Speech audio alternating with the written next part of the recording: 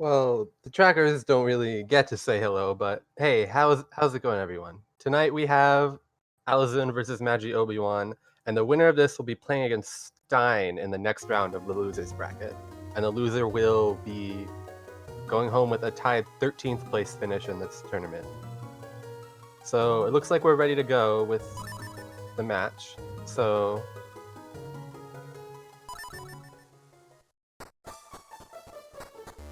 all right. Yeah, this is a really late time for a lot of people. Ooh, a bomb bag. All right. A very good start to see in the Smith's house. Using this bomb bag, we can break the trees that guard the Rupee Cave in the left side of South Hyrule Field, and we'll be able to get one of the biggest item progression areas in the beginning of the route. But we are going to be checking these 3 checks in the Wind Tribe house first.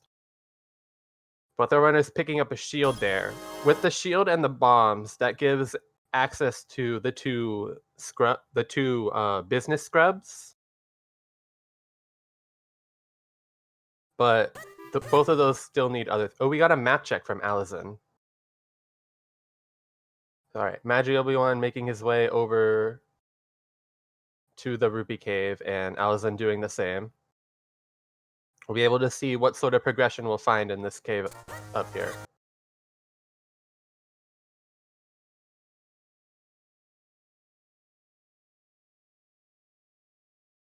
All right, it looks like we got a cane and a sword.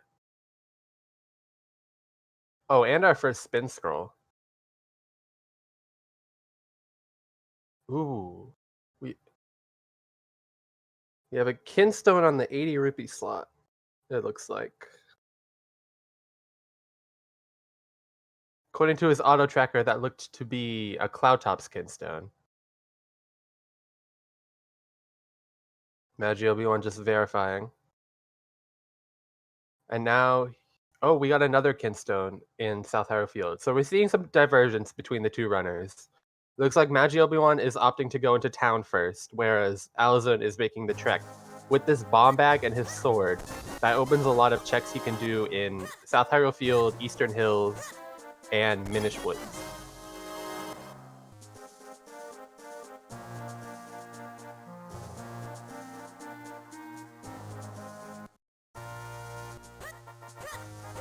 Alright, and we got a bottle for Magiobiwan from the first check at Swiftblade. With his spin scroll, oh, we have another bottle already.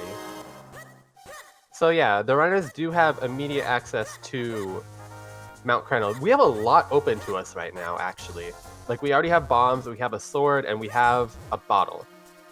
That opens most of the what you would call early checks in the game. So that would allow the runners to basically go where they choose, but that can also kind of lead people in the wrong track on occasion. Okay, Magiobiwan, instead of checking the tingle trees right away, he wants to check the visible check in Vale Falls. Alright, it looked to be junk. Alright, Magiobiwan also getting a map check. It looks like, oh, Deepwood Shrine and Royal Crypt, the two, what you would call shortest dungeons, don't look to be required.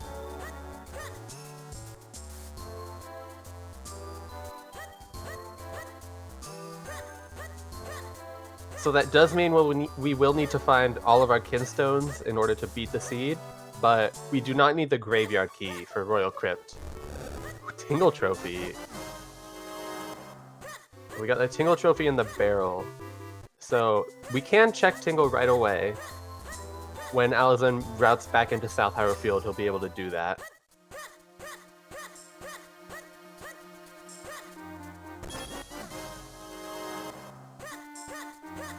Yeah, 2-hour seed. I don't think that's going to happen here, though. We do have a good start, but depending on where things can be hidden in very devilish places, we have yet to see... Well, we do have the bomb bag, but we don't have flippers or moments yet, which getting one of those two items late can really kind of slow down the rest of the seed. but we still have a lot of seed left to go to get some of those items. Yeah, this is a Nori seed.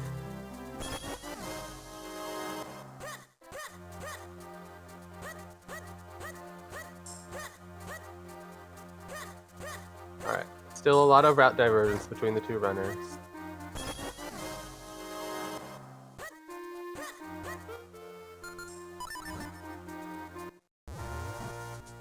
Alright, seems like both of our runners are going to make use of their cane at this moment. Alaszun routing back down. Oh no, Alaszun... Okay, he's checking Tingle first, while Magiobiwan goes to the lower part of Lower Vale Falls to check what he can. He can only get 2 checks for now, and he'll have to return with his flippers or the... Oh, alright, so Tingle had a shield, but we already have a shield, so... The mirror shield in this game, it looks cool. You can do a visual glitch with it. Other than that, it doesn't do much. Alright, so... Magiobiwan opening that route for later. Looks like he's going to check the Lon Lon Ranch check also. The one that's inside the ranch house. Which is normally the Lon Lon key, but here it can just be anything. Alaszun looks like he'll be routing upwards, and will likely be possibly doing that at the same time as Magiobiwan, or at least a little after.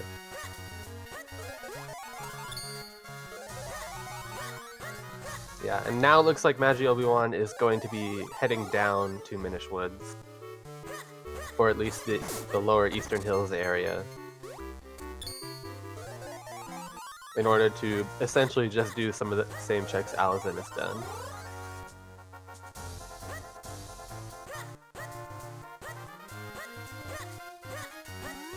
So yeah, a lot of early divergence, kind of leading into the same path for both runners.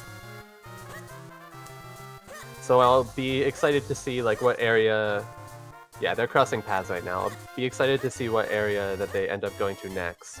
Mount Crenel, probably the play here. You have access to... You actually can... I'm pretty sure you can beat Cave of Flames, actually. Even without the grip ring, you can still go to Cave of Flames by using the shortcut. So, Cave of Flames is required, so it could be a really good early play to just make your way there first. But Alaszun going to finish checking his Sphere 0 check. While Magiobiwan does the same going through Minish Woods.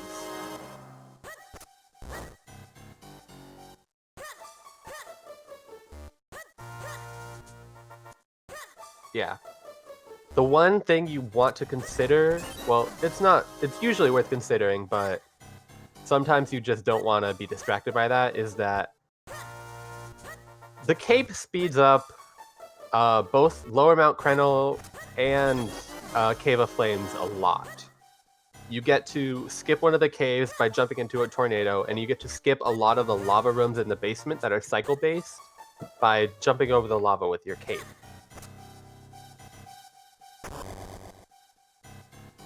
So, while we do have a lot of early progression already, it can be worth it to check and see if your cape is somewhere around. So we'll see if Alaszun tries to make a play for Hyrule Castle also. It looks like he is, because he set his... No. He's going to check this check down here. Just a green rupee. Alright. So it looks like he's going to quick warp and go away from Hyrule Castle for the moment. Magiobiwan will be picking up his Tingle Trophy too, and that routes in pretty well for him, as he can then, on his way through the backside of Minish Forest, he can go back to South Hyrule Field, which he hasn't done yet, to get the Tingle Trophy. And Alaszun, meanwhile, he didn't come to town right away, so he's going to try to get some of his early town checks with this cane. So it looks like he's going to be getting a little more than Magiobiwan got. Because I believe Magiobiwan just got the Blade Master, the first check from Swiftblade, I mean. And he checked the shop and got the Kinstone that was there. Alright, so Alaszun gonna go have a look, see what's locked behind the Force Sword. It is a green rupee that can be seen. which we're definitely going to have to go back from later. Alright, Alaszun spots the Kinstone, spots the Karlov medal on 600 too. That'll be fun to keep in mind. Alright, doing his visible checks, very smart. That Juliet's house check you can get with either the cane or the flippers or cape, but it's not necessary at this moment. Alaszun, are you gonna... Okay, Alaszun actually... Alright, he wants to check this first, because it will be way faster to quick warp after. Yeah, Juliet requires a bottle to put out the fireplace.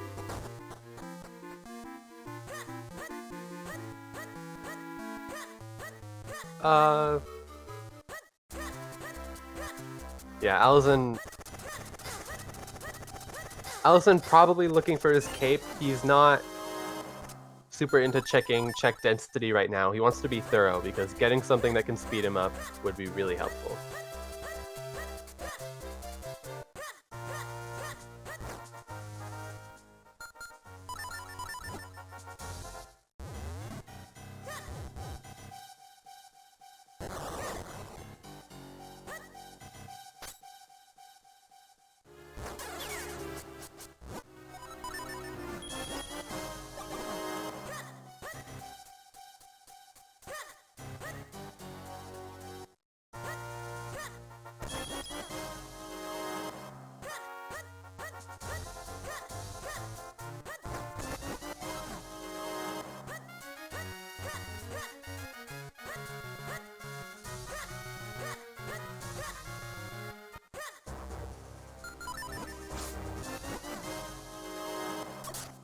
Alright. So Alaszun now making the play to lower Mount Krenel. We'll be picking up this piece of heart here. As he is low on health, this is kind of a low health total so far. Because we haven't picked up any heart container. Well, I think we've picked up one heart container, but we haven't had very many pieces of heart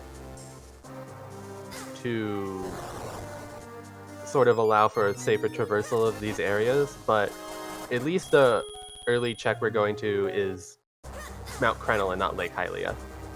Because, yeah, with this low life total, I wouldn't expect Waveblade to have anything, I suppose, last location worthy, but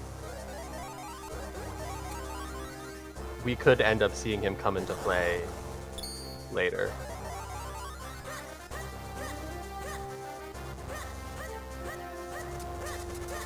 Alright, but Magiobiwan hot on his heels coming through Mount Krenel base at the same time.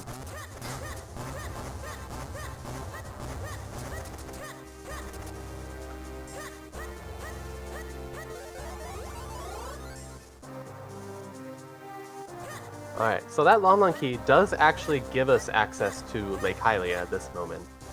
We don't have any of the other items that would generally let us go there, like the cape gives us access, as well as the mitts and flippers. Alright, Alaszun showing off his smart bomb routing strategies in Lower Mount Krenel. It can, without the cape, bomb routing without a bomb drop is essentially impossible. Because without the cape, you would need to use 14 bombs in Lower Mount Krenel. With the cape, you can shave off 4 of those, which would mean you would have to be perfect with your bomb placement. The Gust Jar also alleviates 4 bomb checks, so with either the Gust Jar or the cape, you can potentially get everything you need with just 10 bombs. But as he doesn't have either of those, he's going to be safe and pick up that bomb drop from the grub. We'll see if Magiobiwan does the same or if he ends up getting stranded without bombs.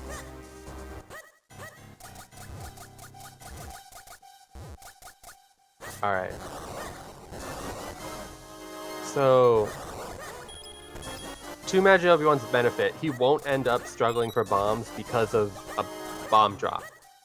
Or there's a 5-pack of bombs in an upcoming chest.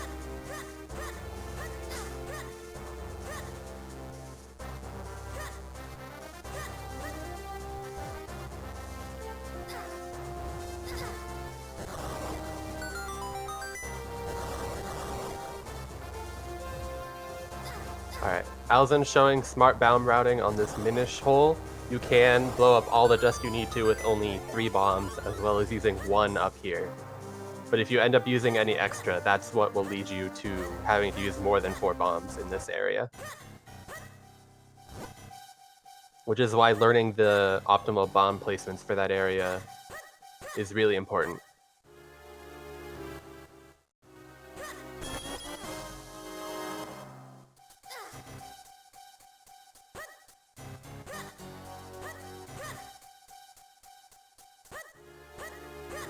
Another reason why Cape is important is it greatly speeds up this room, as you don't have to wind around the whole winding trail.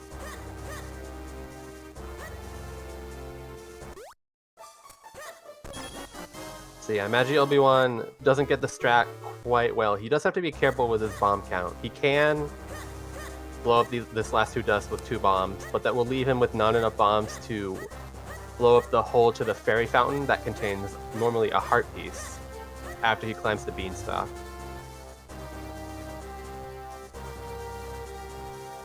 Alaszun gonna make sure to deliver the big green bean.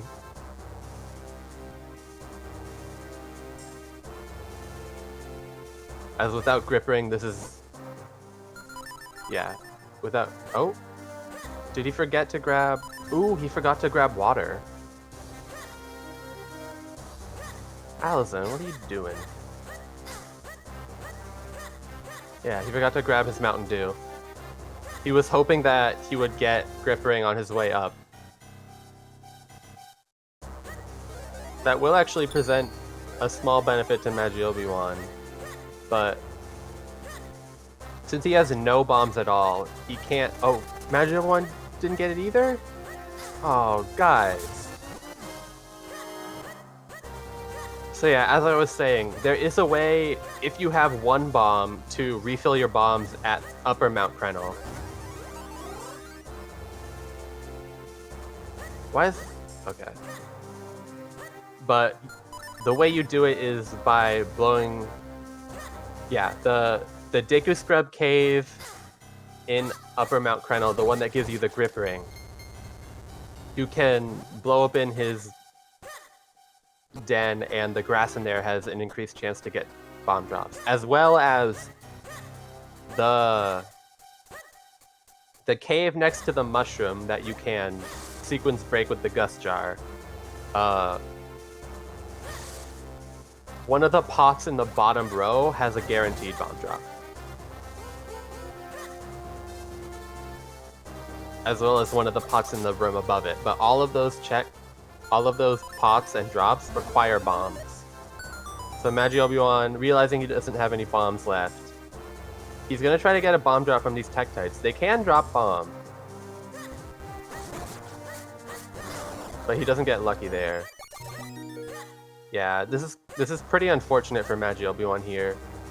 He actually can't check any... He can go to Cave of Flames, actually. So... Yeah, he doesn't have very much health right now, so he would have to be really careful to avoid... Oh, he ends up grabbing a fairy. So yeah, that pot directly to the left of the one Alaszun just picked up has a bomb drop in it. Oh yeah, I guess you can't go to Cave of Flames without bombs. And that one too. So yeah, Magiobiwan actually... Yeah. Okay, Magiobiwan going to get the scrub.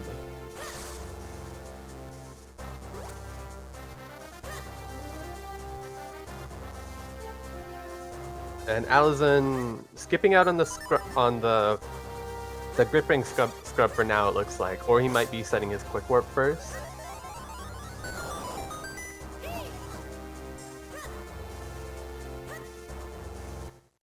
Yeah, he's setting his quick warp,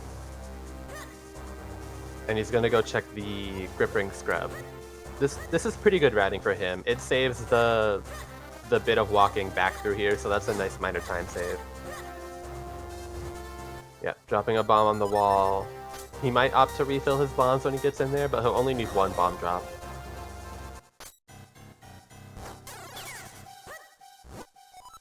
Alright, he doesn't want to waste his rupees on that. Plus it saves the cutscene of holding up the item. Alright, Not needing the extra bombs, he's just gonna go straight in, not checking the items in the back first.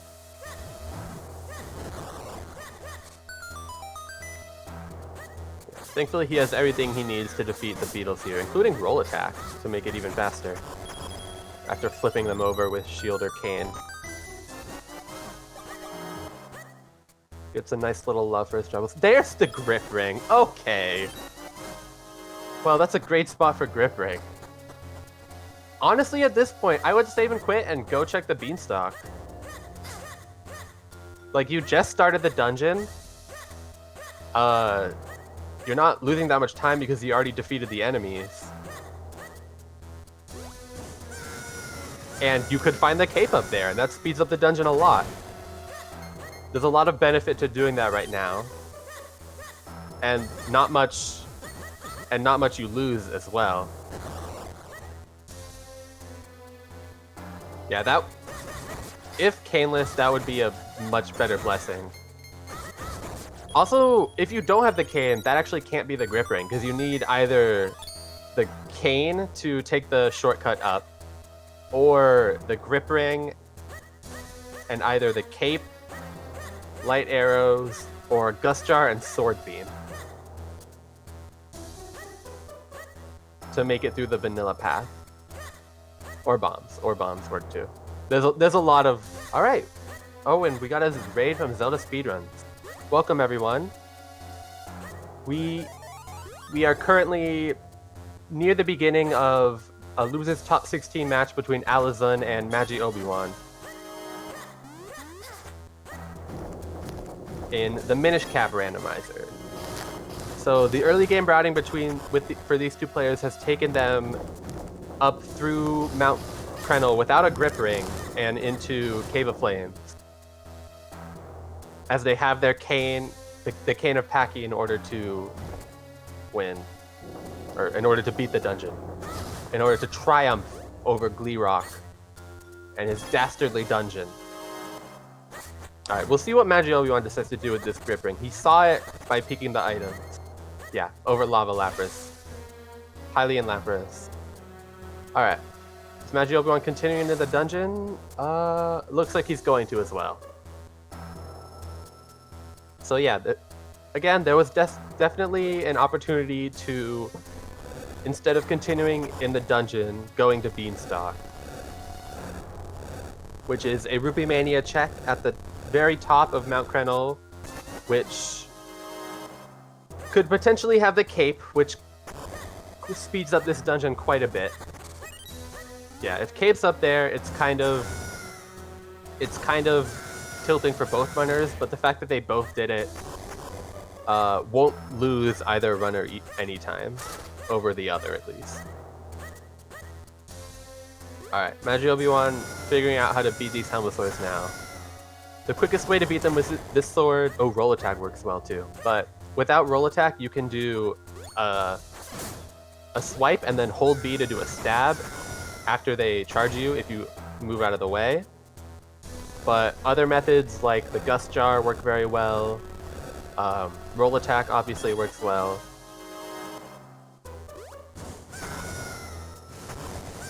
Yeah, remote bombs work well against Helmosaurs. They also work well against the spiny beetles.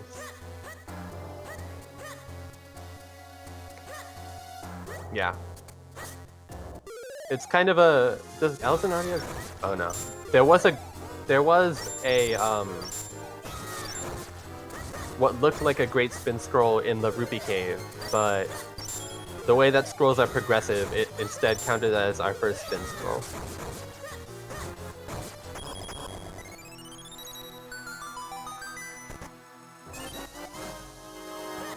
Alright, and he gets the second key needed to continue in the dungeon. Oh, Alaszun's picking up the blue warp? He might actually go check the beanstalk. Oh, he is! He's gonna check the beanstalk. He's gonna check the 2 caves on the way up and go check the beanstalk, see if his cape is there. Because the cape can save you a ton of time in the basement.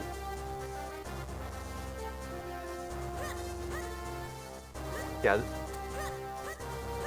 it would have been great to check up here right at the beginning of the dungeon. Yeah, cape will save so much time. So on this rocky wall with the boulders, we have the fairy fountain. We have this chest you'll see up here, right in the corner there, and then the beanstalk. There's also a chest in the Minish Path. He bounces the bomb off of the rim of the fairy fountain.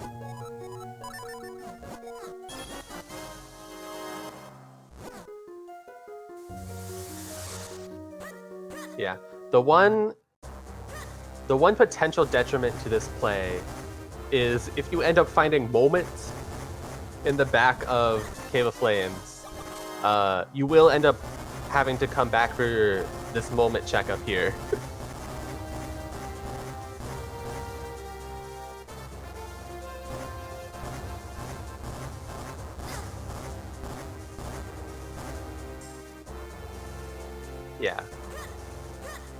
Yeah, there's been a lot of swords in the moments check down here recently.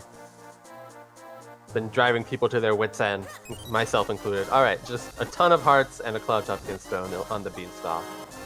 Nothing super of note. But you do have one more checkup here.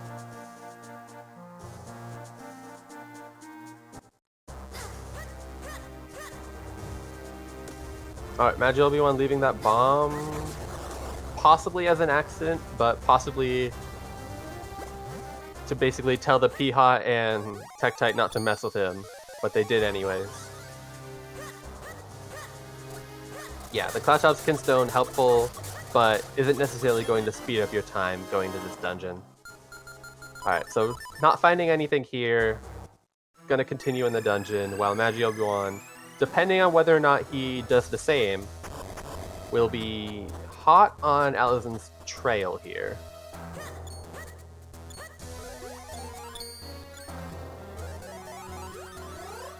Yeah. Oh, oh, right. There was a sword at Trilby, and that can make this... Not having a second sword can make this Chu fight a lot harder. Because the only damage upgrades you get with the sword is your first sword will deal 2 damage per hit. The next 3 swords, the white sword, the red sword, and the blue sword, deal 3 damage. And the 4th sword deals 4 damage per hit. So Magiobiwan not picking up the sword at Trilby made that fight a little harder for him. But he was able to get through. And looks like he's following straight to Alaszun. It doesn't look like he's planning on leaving to go check the beanstalk now.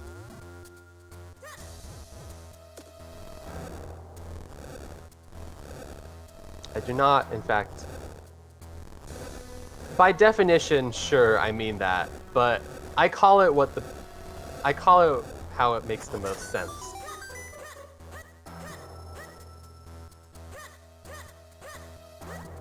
Or at least how it can be best understood, or most easily conveyed. People understand red and blue swords. Oh, we got a bow!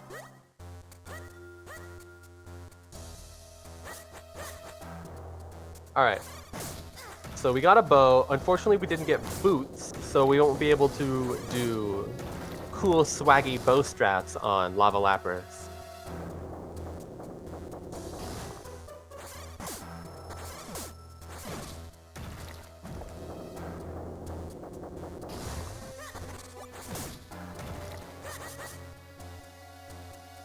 Yeah, with the cape, all this lava could be so effortlessly skipped.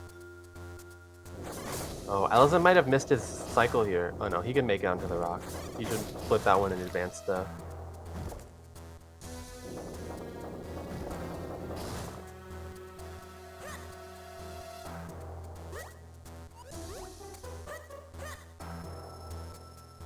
Alright, Magiobiwan about to pick up his bow.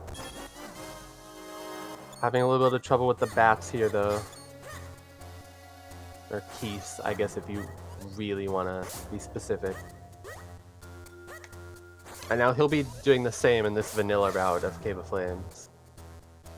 Hopping over this platform, then continuing through.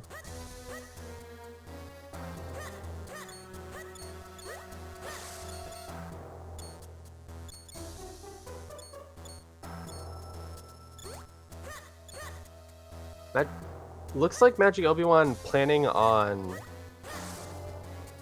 trying to beat Gleerock first before going through the back of... Oh no, he was just activating the warp. No. Yeah, activating the warp doesn't really help that much. True, he could have cape, but it's really hard to hit the cycle of the moving platform if you activate the switch immediately and go into the room, because that platform will always... The one that moves on the left there will always start at the top and move down, and there's usually not enough time because of the warp animation to make it to the room on the statue, especially since it starts off flipped over.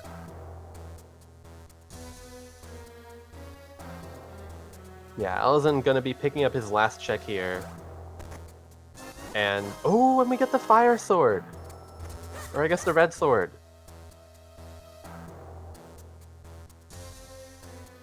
Alright, so that makes the fire element sword. It's a sword. It's the third sword you get. Let's call it... We can't even call it the third sword, because that would make the next sword the fourth sword. But then the sword after that is the fourth sword. So it would just get really confusing. Let's just call it the color that it is.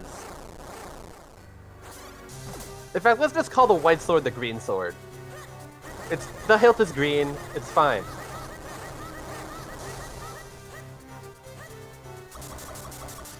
Yeah, and we can call the cane the yellow thing. We can call the bombs the blue circles.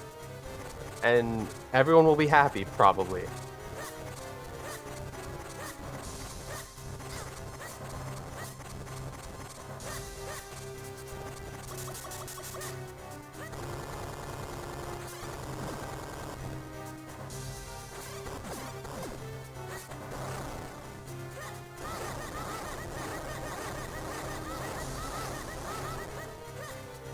Alright, but what that sword upgrade does represent is the checks at the Blade Master on Mount Krenel. So what we're likely to see from Alaszun after he finishes battling Hylian Lapras is he'll be checking the Minish checks, including Malari, the check in the Minish path, and the check afterwards in the next cave.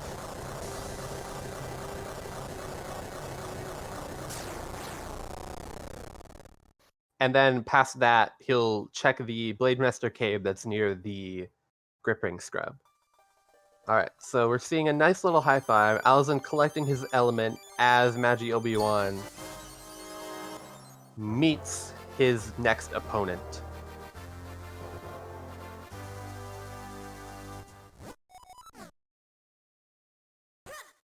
So a lot of early route divergence takes them roughly to the same place, but Alaszun's routing so far is giving him a little bit of an advantage.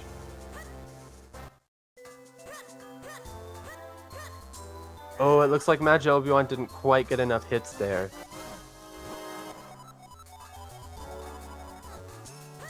So he's gonna have to... Yeah, he goes right into the lava after getting set on fire. That does reset the running. Or it stops the running around quickly, which prevents you from doing anything. That's usually what you want to do. Oh, what is that on the walls? Oh, is Magiobiwan trying to show us something? I wonder if something is like there on the wall. I wonder if there's like some Lapras on the wall there. Oh my god, it's a Pokemon. Alright, so nothing in these checks. Alaszun doesn't end up using the Save Scum tech, so you will have to go back through this path. You can't normally do a Quick Warp, as doing a Quick Warp will just take you to the entrance of this path, but you can save after beating Cave of Flames, and if that check is nothing, you can do a soft reset. Yeah, imagine not saves coming. And that avoids having to go back through Malari's Mines.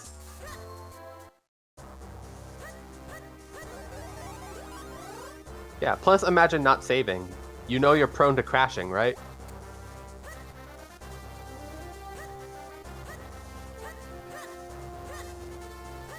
Alright, Magiobiwan laying the finishing touch on Gleerock. And we'll be securing his lovely prize of, like, 5 arrows, I think. I don't know, who really cares? If it wasn't worth screaming over, it's probably not important. Alright, Alaszun here at the Blade Master. Taking the objectively wrong routing through this room. As you want to get the right chest first because of this possession that the Blade Master does. Which leaves you closer to the left chest.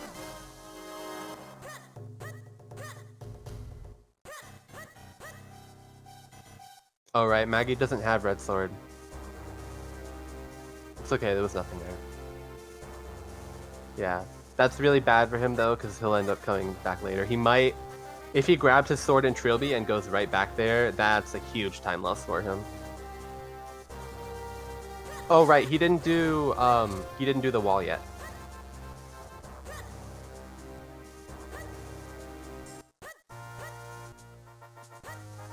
No, he's going to save and quit here and then do Malari. At least that's what I would expect from him. But Alaszun heading to the main treasure trove of the mid-game here, at least in Ruby Mania. Alright, Magiobiwan checking for hints. He doesn't end up finding any there, but soon. Soon. Alright. So Alaszun, with his disdain, he regrettably enters the Rupee Mania cave, finding power bracelets, a kinstone, remote bombs, and a wallet. Yeah, Alaszun ended up getting the beanstalk after getting the blue warp. So there isn't actually anything up here, unless there's something in the Hermit Cave. The oft-forgotten and frequently... Oh, we got flippers in the chest. Alaszun no doubt will be pleased about that, because it's not a Rupee Mania location.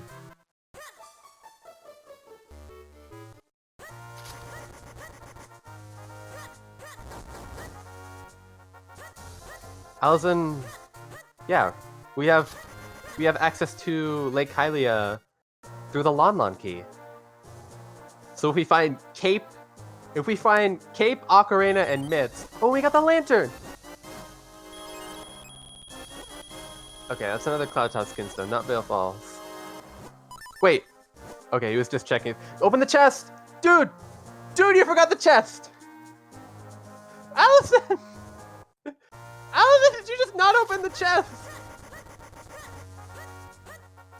Do you hate Rupee Mania that much that you had to take out your rage on something?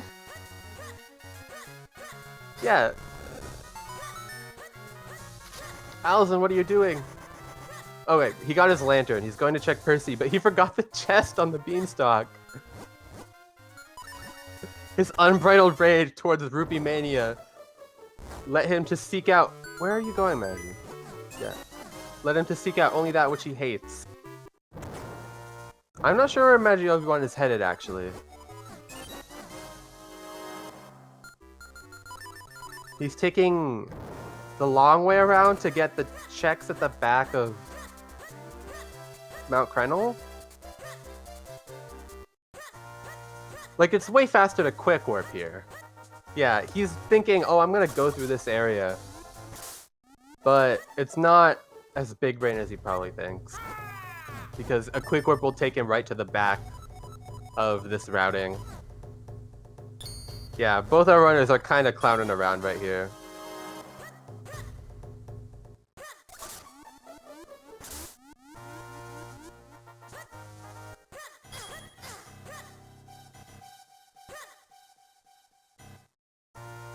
Alright, Alaszun gonna be checking out some of these Hyrule Castle checks. With his lantern, he can opt to go check 3 of the 5 checks in Hyrule Castle. He opted not to do that after Tingle checks, thinking that doing other checks was better.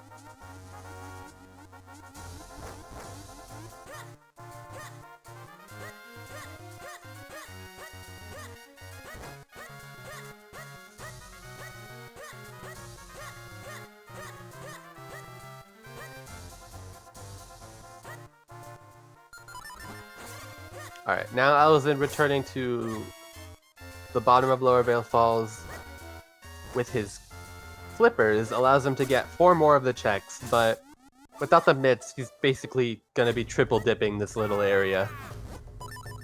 Because there are 2 checks in the cave that he can't quite get yet. Also, he doesn't have fast text on? Is that just me, or is Alaszun's text slower right now?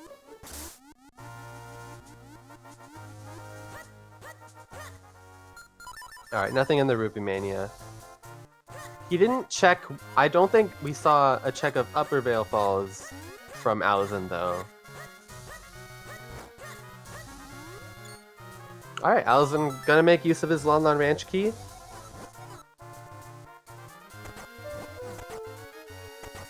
Alright, Magiobiwan realizing the fruits of his labors.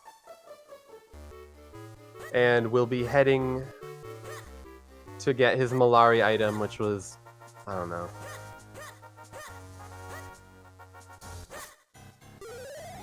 Yeah. Magiobiwan peeked the Vale Falls item, and it was junk, I'm pretty sure.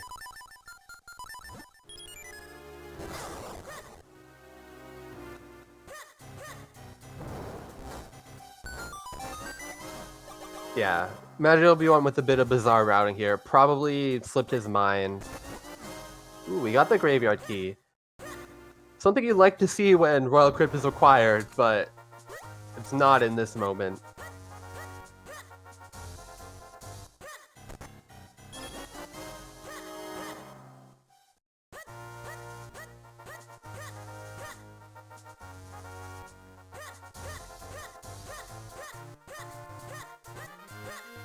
Alright, Magiobiwan making his way down Mount Krenel. Unfortunately, if he does do his trilby checks now, he's going to pick up his red sword and probably will come back up here. It's possible he'll wait to route it out until he gets his Ocarina and his myths, though, so he can full clear the rest of Mount Krenel.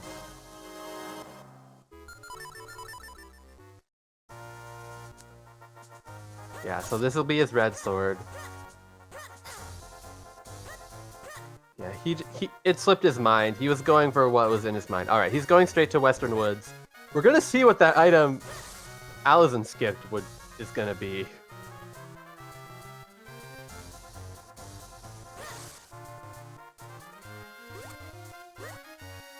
Hopefully it's not anything too important, because...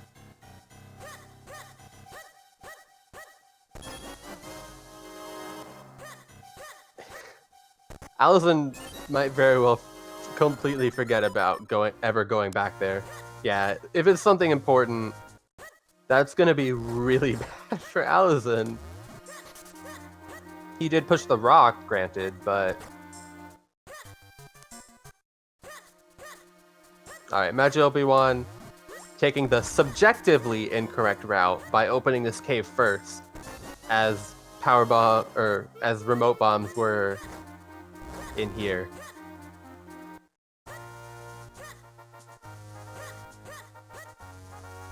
Yeah, Alaszun trying to clean out everything around Lake Hylia that he can get right now before going into Temple of Droplets. Not a bad play necessarily. Again, Temple of Droplets is one of those dungeons that's immensely sped up by the cape.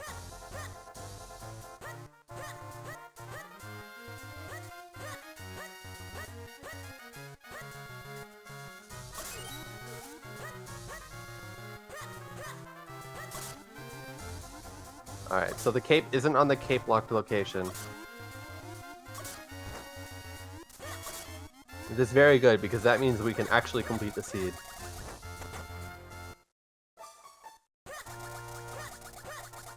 Alright. Jabbernut! No! Get the nut! No! I mean, it's not required, because we have the flippers, and flippers is access into Deepwood Shrine also. Alright, what's in the chest? Magiobiwan, show it. We got boots! It's a oh. Alright. That's really bad for Alaszun. He's gonna have to go back and get that if he wants to be able to beat the seed. But yeah, Alaszun not grabbing the nut. What is he? Okay, he's setting his quick warp? Oh, he did just get boots.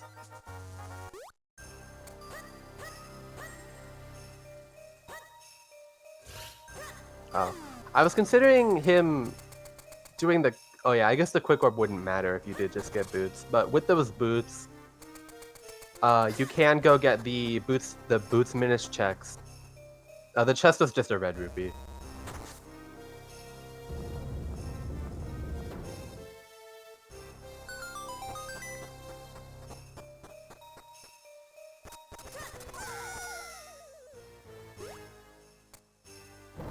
Yeah, there was Karlov medal in 600.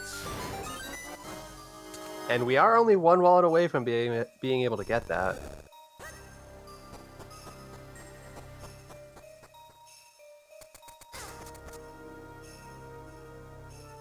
I don't remember if either runner checked what was in the back of the figurine house.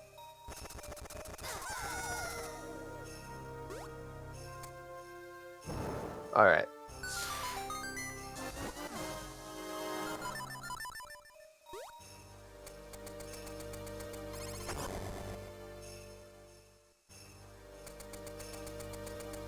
So Alaszun gonna be picking up his Rupee Mania locations here. We have... Oh, and there's the cape! Alright. Cape in Temple of Droplets. This is a fantastic time to get it. It allows you to speed up routing this place so much better.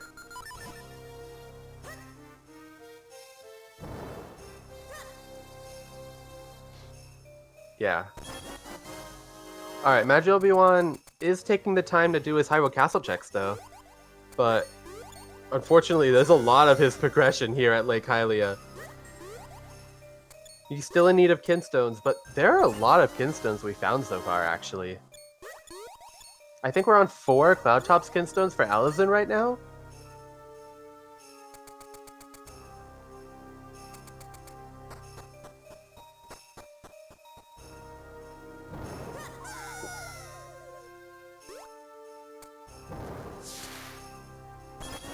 So we are nearing... It's kind of silly to say, but we are nearing completion. We don't need that many more items.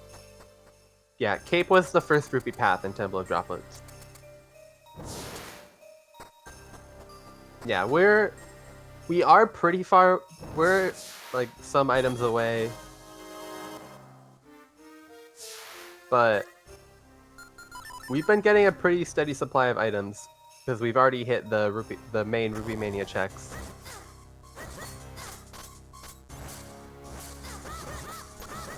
Yeah, we are missing a Castor Wilds kinstone, or 2 Castor Wilds kinstones, a Cloudtops kinstone, the Veil Falls kinstone, 2 swords, Gus Jar.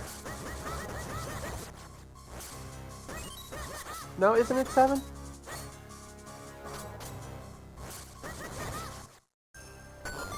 Oh, and myths, right. So we do need myths to beat the boss of Fortress of Winds.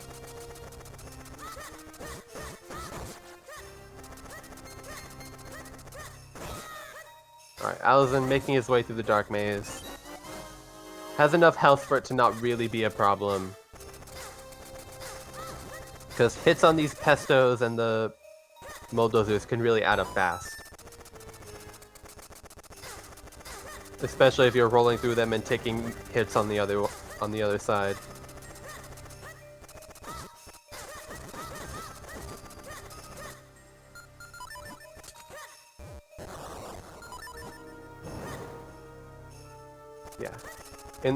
In this room you have the pestos and the red Mulldozers both hurt for a quarter heart, and then the blue ones hurt for half, but he gets a lucky fairy drop.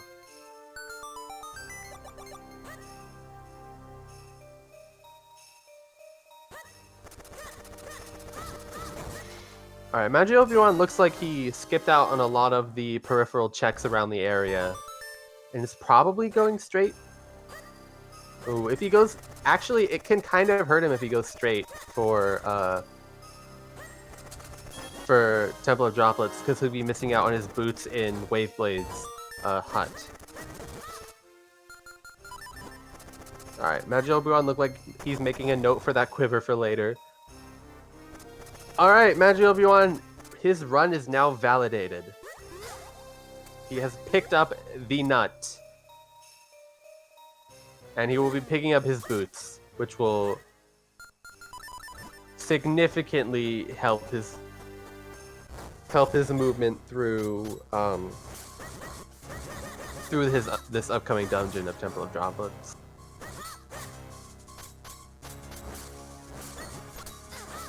Okay, it looks like he is doing some of these peripheral checks now.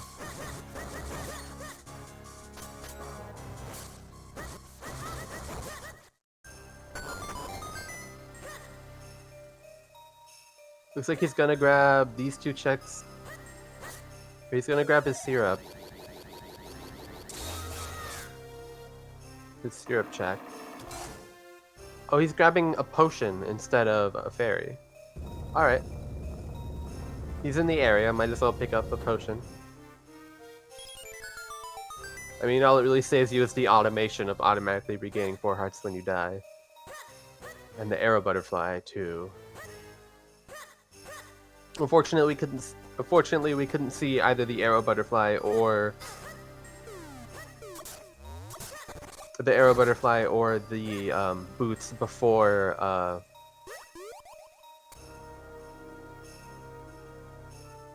what am I saying? Before the boss of Cave of Flames. His name is... Why am I forgetting his name?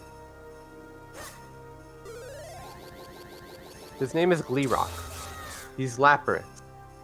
He's a nice fire boy. And he's my favorite, and he's very cute, and he's my friend.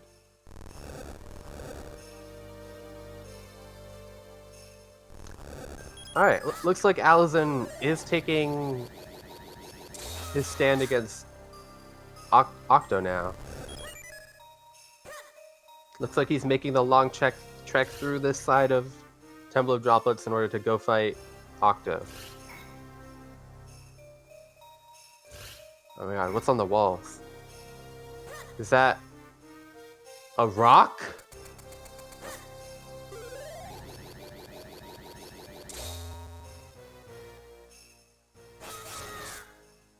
Alright. Magiobiwan actually not going into Temple of Droplets at the moment. He's picked up his boots and another sword since he was last at the Blade Master, so he can get 2 more checks. Yeah, do your dungeons. Get your cape. Yeah, this routing will actually hurt Magiobiwan a tiny bit. He's not picking up his cape in the first rupee path.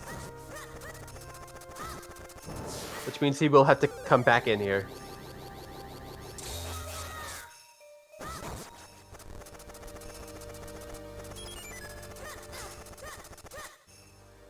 Ooh. His boots leading him to a fetch quest item here in town. Looks like he's gonna turn that in right away.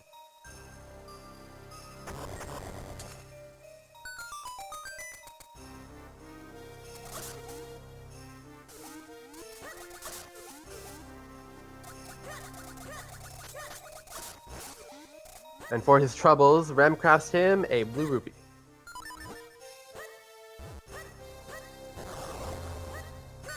Alright, Magiobiwan looks like he's going to end up going through his second round of town checks. Not likely to pay off for him, as nothing besides the cape and I guess the gust jar can really speed up his movement through Temple of Droplets, and the cape is in there. So whether he likes it or not, he's likely going to have to go there.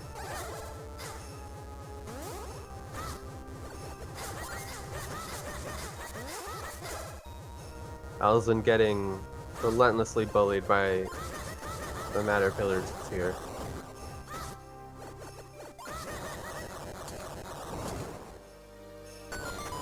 He does everything he can to crash the game, but fails.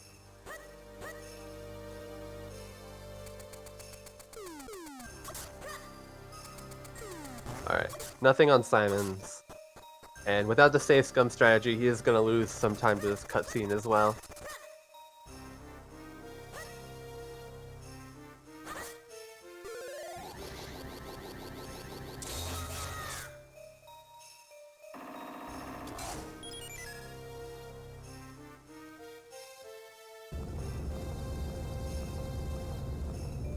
Alright, what's he planning on doing now? He's gonna check Karlov's check. Karlov normally giving you the Karlov medal when you get all the figurines. Instead, we'll give you something else.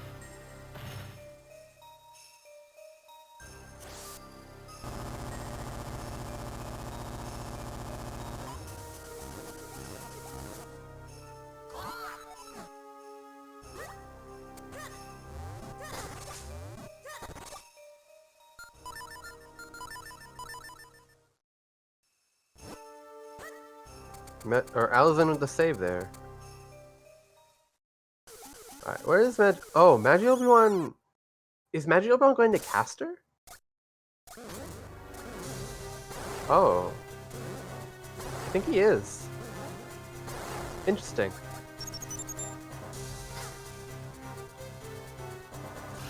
There's the potential of this paying off. Magiobiwan could find his ocarina up here, which would allow him extremely easy access back to Lake Hylia.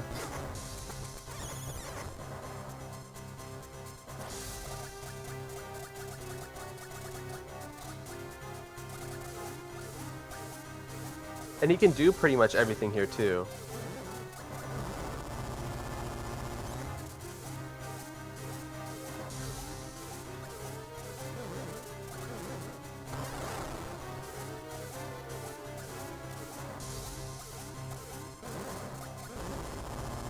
Magiobiwan doesn't have a lot of tools to fight Darknuts right now. He doesn't have Great Spin, he doesn't have the Cape, but he does have Remote Bombs, which it looks like he's planning on making use of.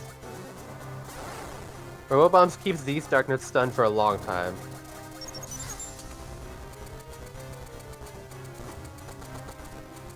It's less effective on the red ones, and especially on the Black Knight. He gets stunned for barely enough time to even get a normal slash on him. And definitely not enough to get into any sort of favorable position. Alright, let's see how Alaszun's luck pays off for him here. He got a dash right away on the first step of Octo. Oh, looks like he's gonna get a smoke cycle.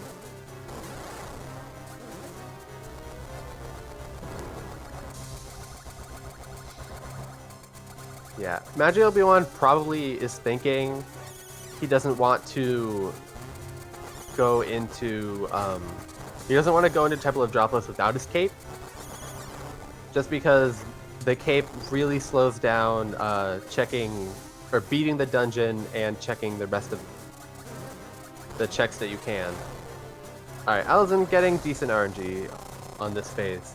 He could have potentially gotten unlucky and lost even more time, but it pays off for him.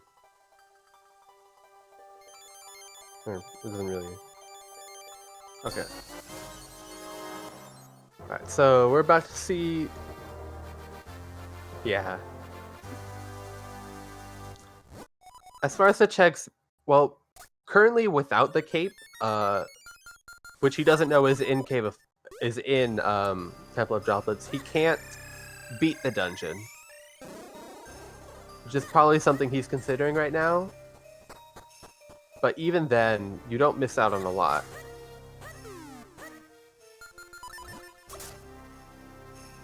You can still get both Ruby Mania trails without the cape, if you just have the lantern. And, well, you don't miss out. You do miss out on this room without the lantern, but that's 2 checks. And then you can't get Octo. Because you can't beat the dungeon. But even then, Temple of Droplets is still essentially the most item dense location he can check right now.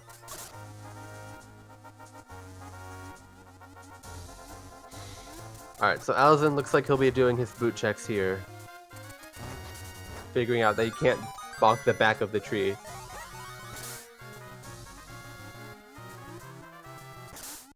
So there are 3 checks, or there are 4 actually, but we've already seen the lake cabin.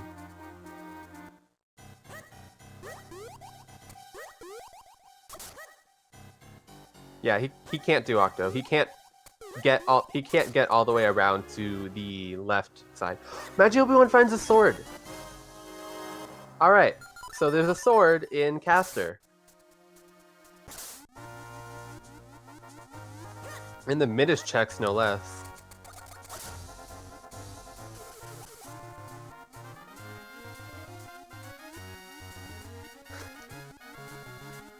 Yeah, another anti-Francois seed.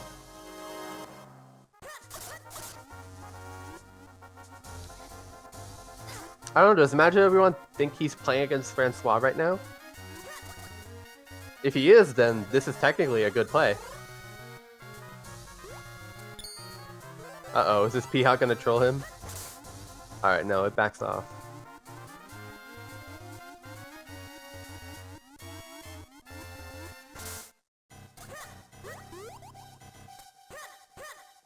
Yeah, when we're Minish, all we can score is low blows.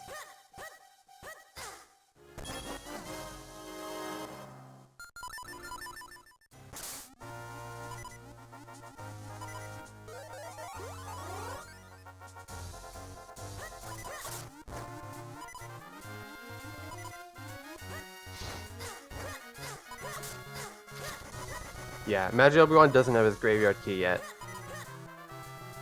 So, technically, that sword doesn't unlock anything for him, but it is still required.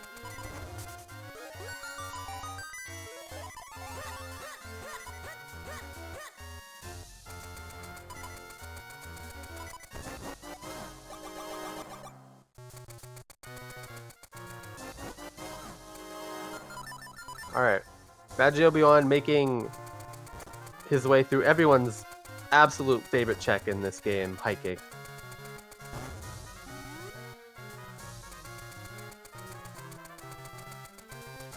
Fortunately, not paying off. Alright, Alaszun looks like he's going to be doing all his Hyrule Castle checks in one sitting.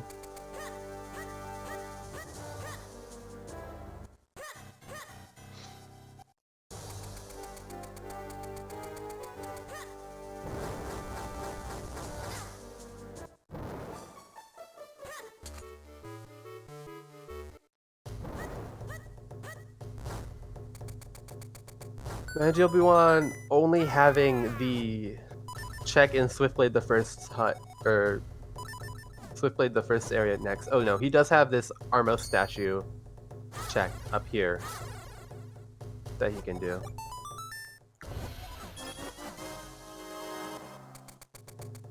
So he's going to be able to check that chest, check what's in Swiftblade the first grave. Oh, have we seen all 3 books?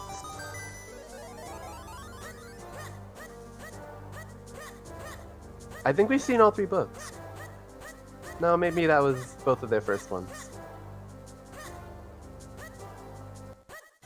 Okay, so they've both found different books.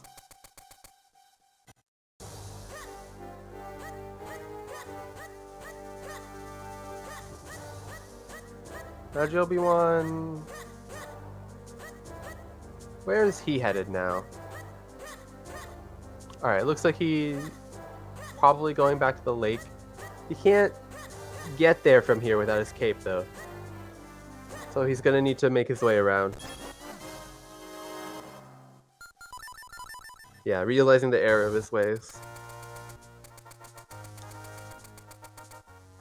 Alright, Alaszun gonna end up checking this chest up here, or this heart piece up here, but it is junk. Potentially hoping it was the Veil Ball Skin Stone, perhaps?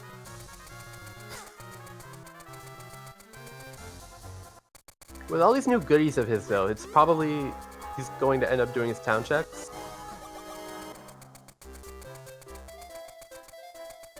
He can't get the last check at Swiftblade. I don't think he ever came here in the first place.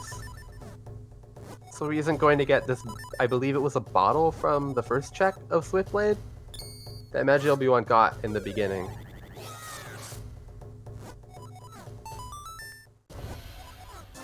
Yeah. So there were 2 logical bottles able to open up Krenel.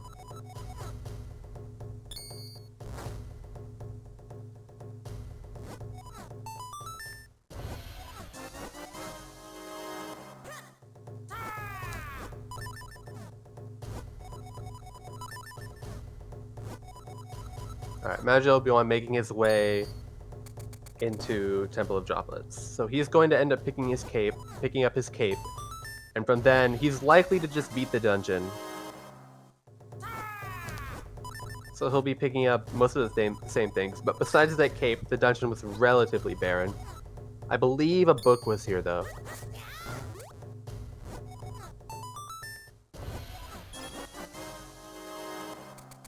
Alright, so the cape checks in town were duds.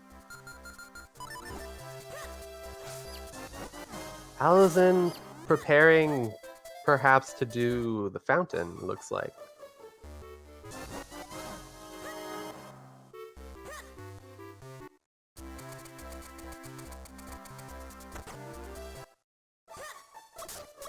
This can work pretty well. He has 3 swords, he has spin, he has power bracelets. So he can get everything through here. Plus he has cape and flippers and cane. He essentially has everything he needs to check everything through this area. So that can work pretty well for him.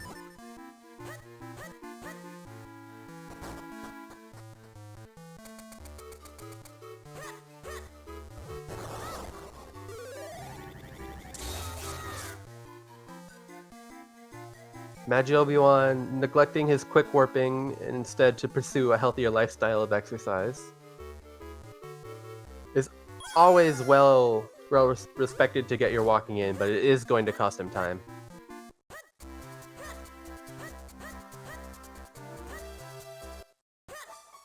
No, Ocarina doesn't block the Flipper's Cave. Does it?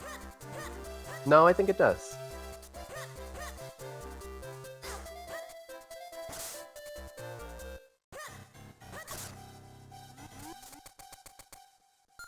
Right. The kids block something. Something gets blocked without Ocarina. Oh, right. The old man stands in front of the library if you don't have Ocarina, doesn't he? Right.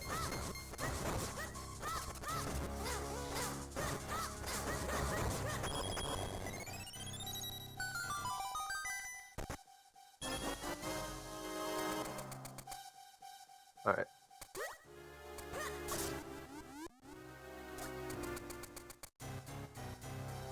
Old man is afraid of birds, so if he ever sees a bird, he goes inside and never comes out. So that's why getting the Ocarina and flying somewhere will make him go away.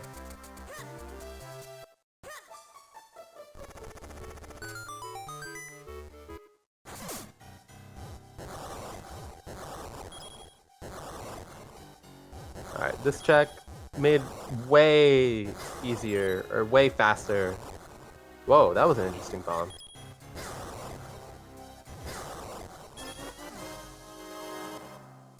I wonder if you can use a remote bomb. Oh. Interesting. There's probably ways to route that room even faster then.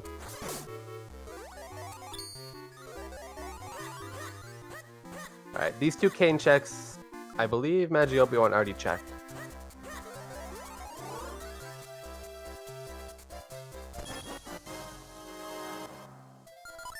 Oh, it's random. Okay. Skipping out on Garden for now. Okay. Alright, Alaszun gonna check Coco's.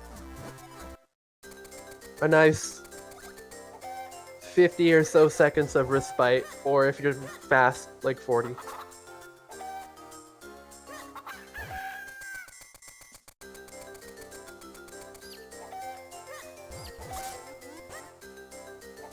Yeah, I'm not attuned to all this sub-pixel mumbo-jumbo nonsense.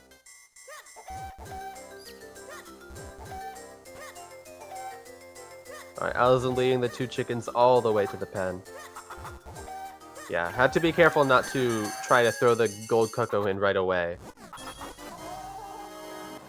Or else the white cocoa would have started running up. But now Alaszun will be doing his Minish checks also.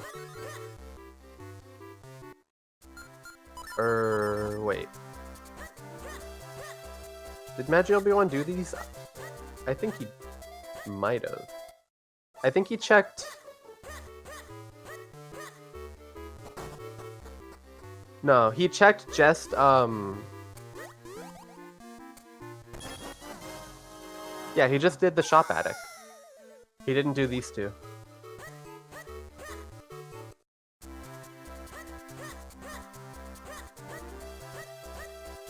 There's that hearth chest looking Alaszun right in the eyes. He's probably thinking about getting that next.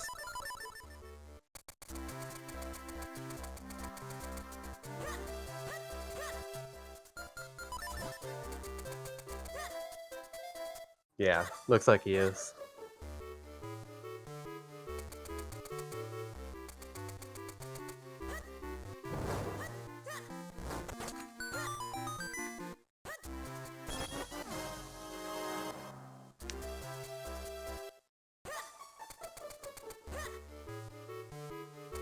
He still has a few more checks he can clean up in town.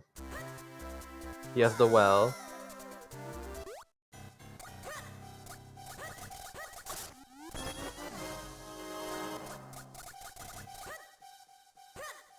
Oh, I believe that's probably all he can do for now. Oh, right, he hasn't done Simon's yet. Or his mushroom check.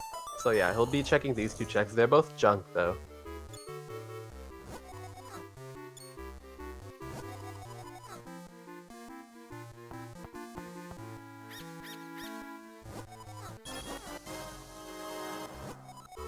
Magiobiwan gonna be putting his steel to these scissor beetles. We'll see how well he handles them without the boomerang, because that makes these fights way easier. They get stunned for so long, it's ridiculous. Alright, Alaszun, is he gonna do a save? Alright. Not only did he not save, he also messed up the text window and wasted about a second.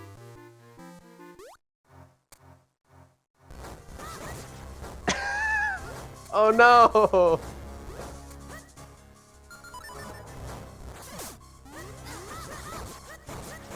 Oh, this is all too familiar to me.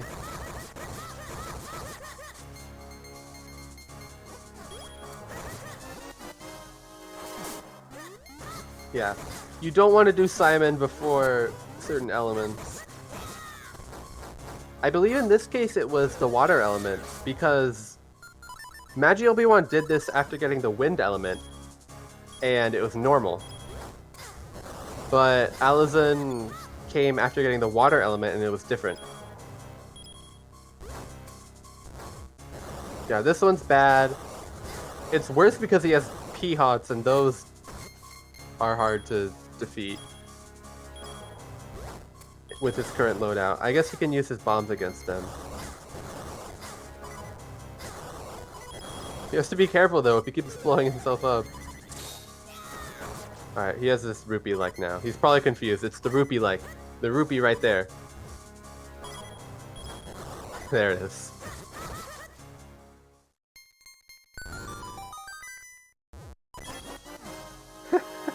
And he drops a bomb because he's frustrated. Alright. Okay. I wasn't sure if Alaszun ended up getting the underwater pot, but Magiobiwan got it and it was nothing.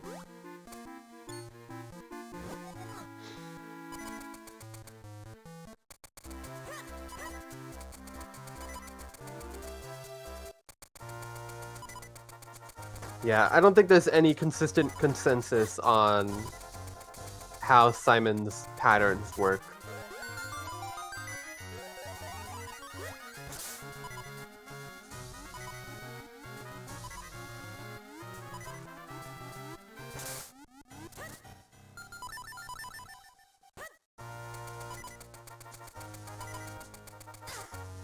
Oh.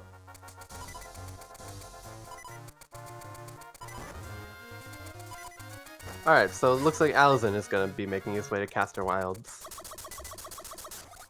Actually, that begs the question of where our next progression is.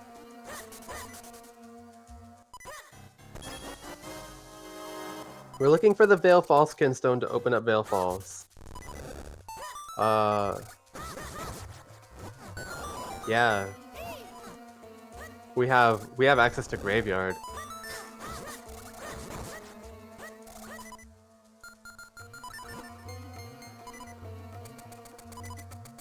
Alaszun doesn't.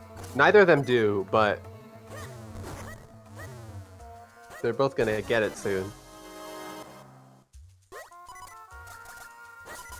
Wait, do we have all 3 books?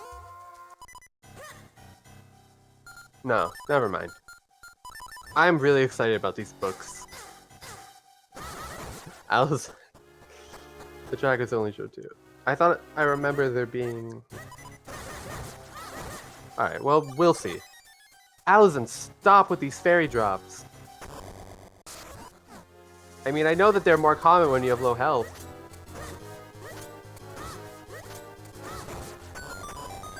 But still.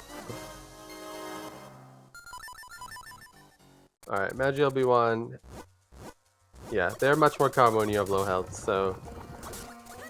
It's not surprising that he's getting them, but also... It's coming in very clutch for him.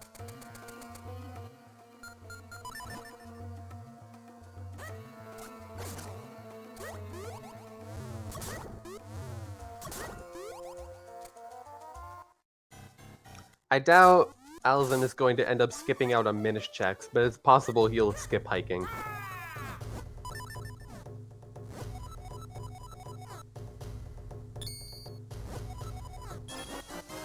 Yeah, it's the left cave in the top right Minish holes. Yeah, he's about to pick it up, and that should lead him to graveyard.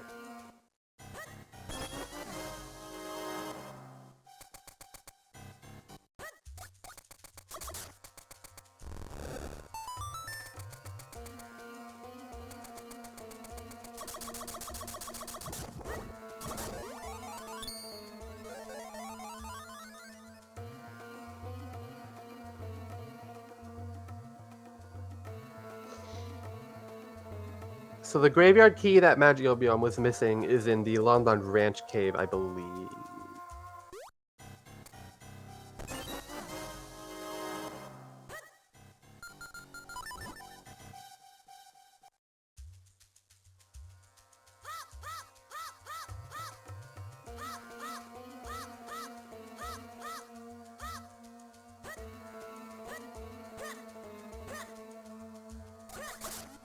Yeah, there are tons of different ways to route how you want to do caster wilds. It's why it's such a contentious subject among a lot of runners. Some people like doing it, some people think it's slow and stupid. I don't know, there's a lot of varying opinions on what you want to do, how much you want to do it, and when you want to do it.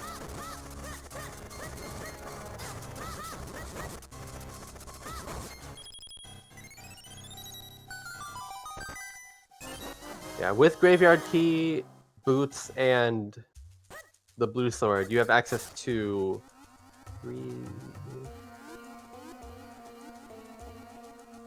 11 checks in Graveyard. So you can do everything there.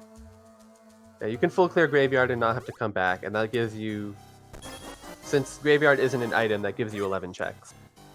Or since Royal Crypt is an item.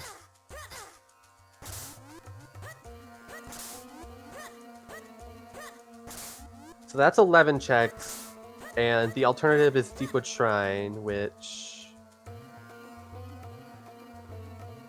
Yeah. So yeah, the two plays are Graveyard and Deepwood Shrine. Flippers were relatively recent, and they also locked Jabbernut. So... Yeah, we could see Vanilla Veil Falls, Skinstone. Alaszun didn't pick up that extra bomb bag? Does he only have his starting 10?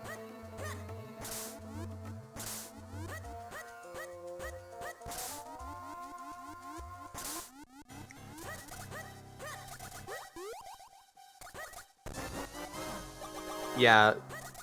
Blue Sword was technically the most recent progression because after we got Flippers, we had access to Lake, which had the Cape, which is so far nothing, and the boots, which unlocked, both of which unlock Caster Wilds. So yeah.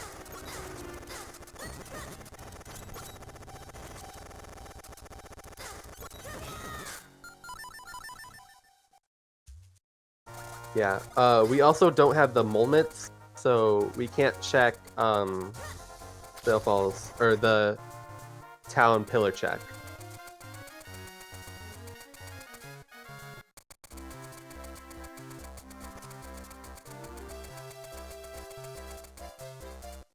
Oh, I think Alaszun is heading to Graveyard. Alright.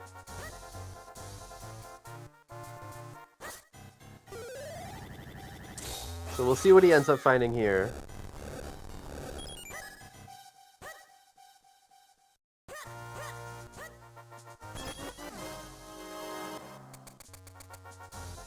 I mean, that chest is basically a Royal Valley check, right? It's locked behind everything Royal Valley is locked behind, and it's like right on the way. You can count it, right?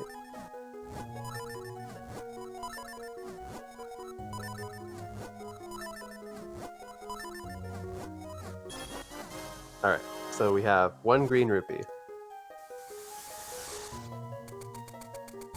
I wouldn't be surprised if he leaves and follows that progression right now, though.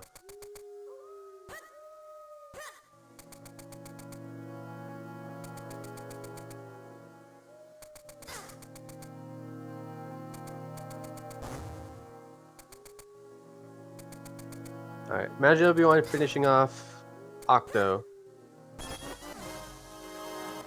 He's likely to finish up the remaining checks around Lake Hylia so he can pick up his Graveyard Key, and then he'll likely be following Alaszun into Graveyard, unless he chooses to go to Deepwood Shrine right now instead.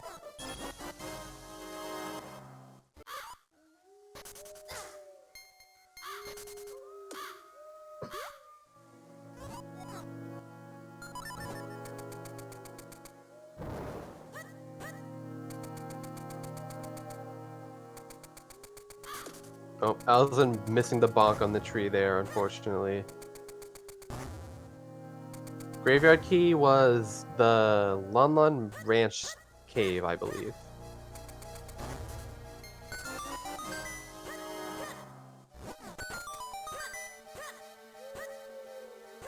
Oh! There's our 4th sword!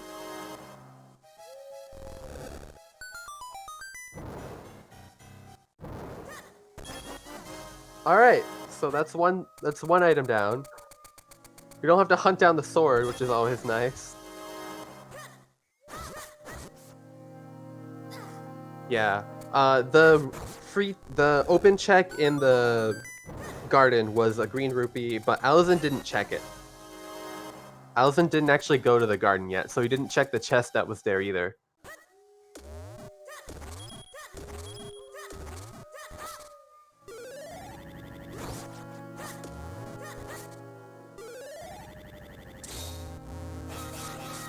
Yeah, probably Kinstone Go mode. Gustra Go mode is possible. But other than that... yeah, skipping Caster Wilds was definitely not what you want to do.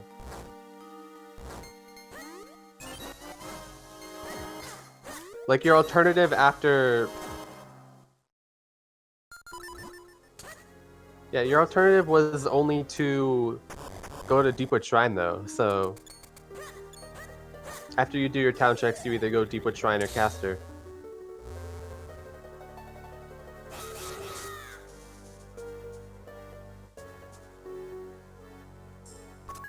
Oh, there's the myths!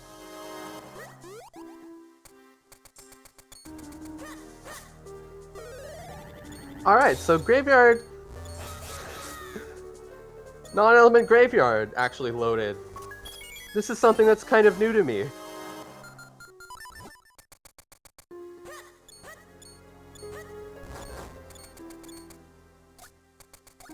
Okay, so Nori's asleep, so we're all gonna have to make sure that she knows about this in the morning. Yeah, we might end up seeing something else.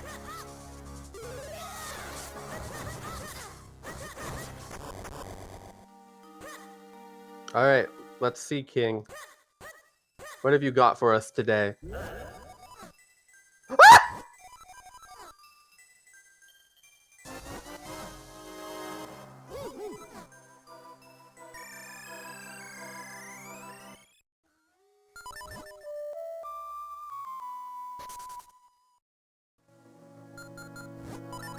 Dory is banned forever.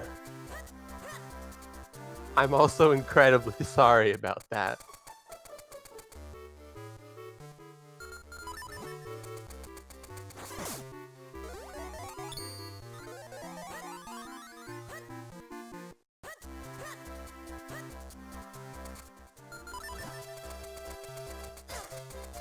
Yeah, how are the two items in Element Crypt both really things you want to get?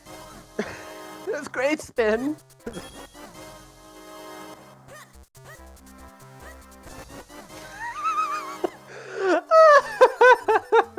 What is this graveyard, dude?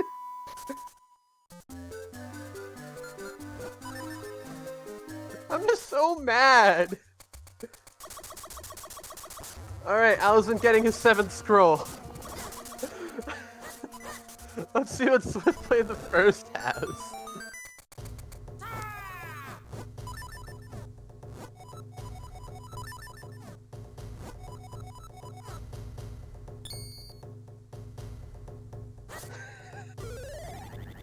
Alright, that 4th sword opened up his 7th scroll so he can get this.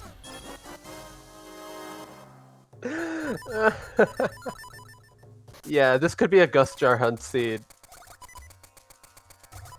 Gustjar can be in DHC. Alright, Alaszun aiming to full clear Castor Wild so he doesn't have to come back. Yeah, we still need the Veil Fallskin stone, so there's lots of digging caves that can have it.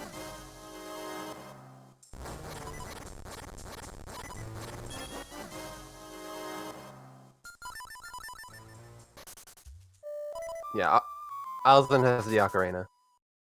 Yeah, Jar can be anywhere in... Yeah. Yeah, Jar can be literally anywhere in the game that isn't Gustjar locked. Like, explicitly Gustjar locked. Because it's required to beat Vadi, but not for much else. If you have other items. Yeah, Magiobiwan's use of the lantern in this Lost Woods kind of makes these genies both annoying. Because they do target you and can grab you if you're using the lantern.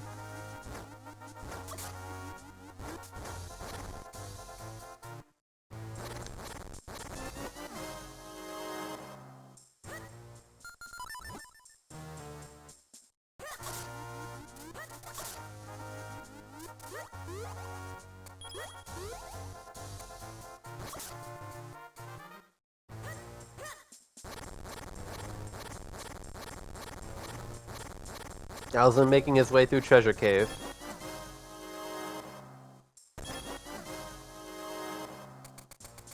A pretty good option at this juncture. You get a lot of checks in the cave. And then you have the beanstalk at the top that has 3 checks also.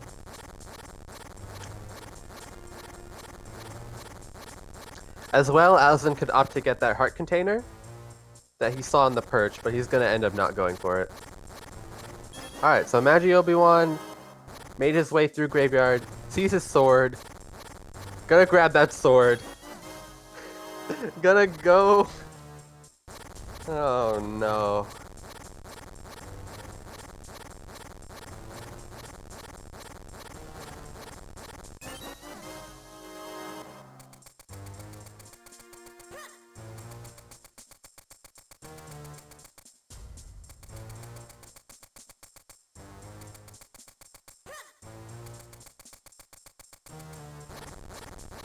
Alright, so our treasure cave adventure is coming to an end. We've gotten every chest in the cave, and now we're going to the beanstalk.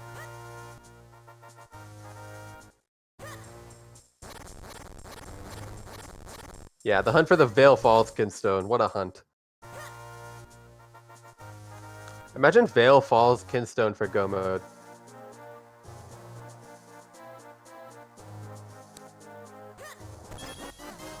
Yeah, we need 2 caster Kinstones, a Gust Jar. Ooh, we got that Karlov medal though.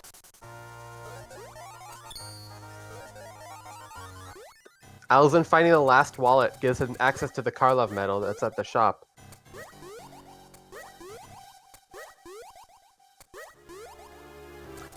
So he'll be able to do more checks, end up probably finding the rupees to be able to do it.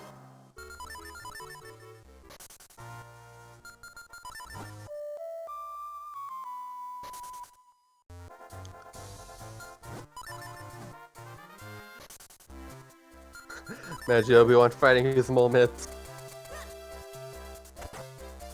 Finishing up Crypt, he's gonna get his Ocarina. Does that count as French vanilla? Ocarina as a dungeon reward?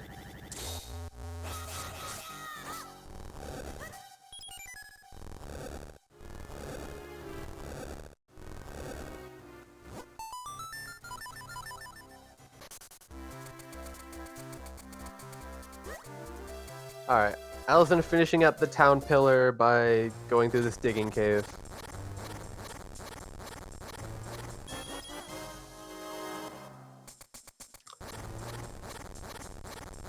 Yeah, Nori is getting a lot of points.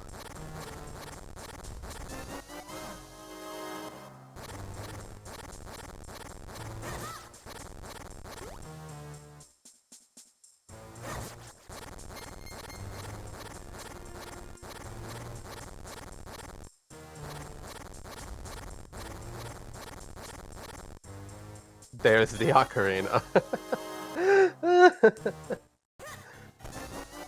What a disaster this is so far, huh?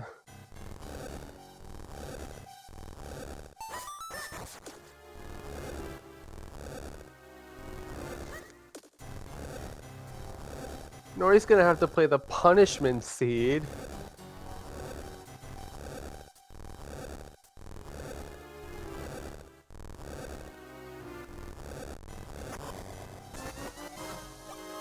Yeah.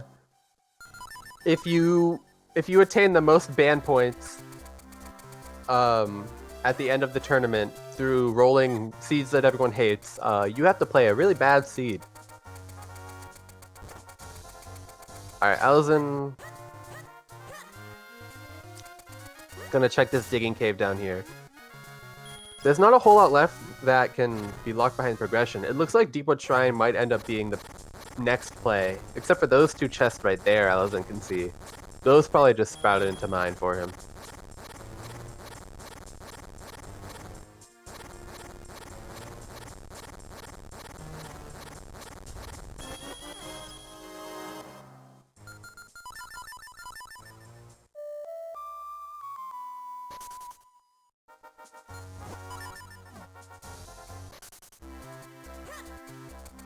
Alright, now Alaszun deciding on something else. Oh yeah, he's picking up his Karlov medal now. He has the funds for it. He's gonna get these 4 checks.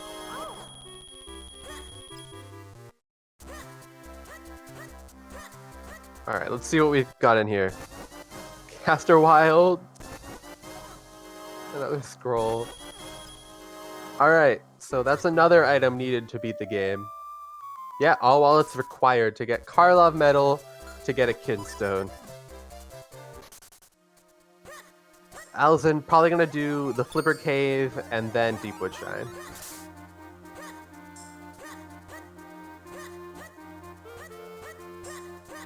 No, imagine the Vale Falls Kinstone in Wind Ruins. Wouldn't that be better? The Vale Falls Kinstone being the last Kinstone. Kinstone! Kinstone. Guys, that's a Kinstone. What's it gonna be? Bets! Bet right now! Vote now on your phones! What's it? Which one is it?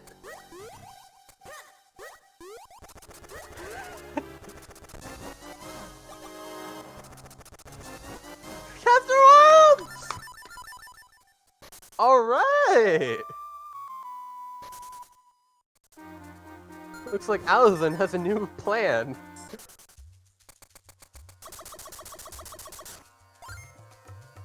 Yeah, we can still have Fortress of Go mode. We just need our Gust Jar and our Vale Falls Kidstone. 2 items is enough, right? That's not too much to ask for from the fortress.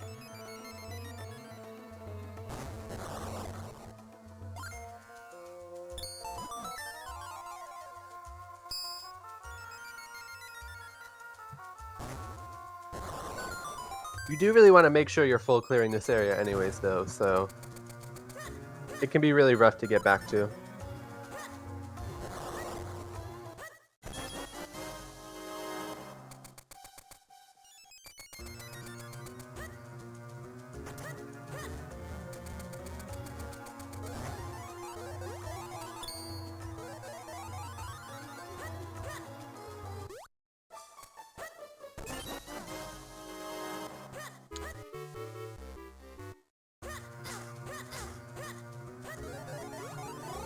I like the way you think, Nimbus.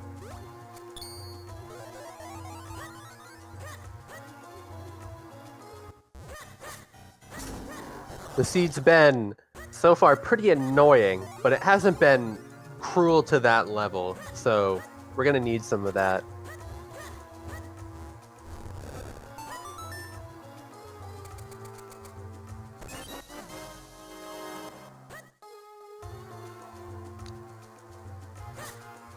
Yeah, the seed's been decently nice. It hasn't been cruel, but it's been kind of annoying.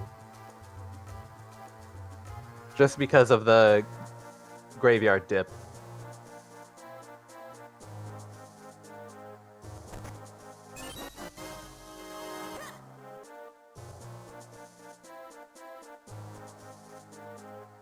Yeah, this would be one of those, for me, this would be one of those love-hate seeds.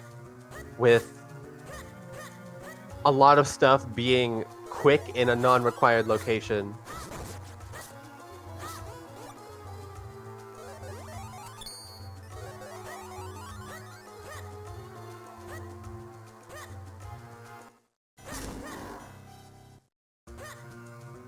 Good morning, Hendris.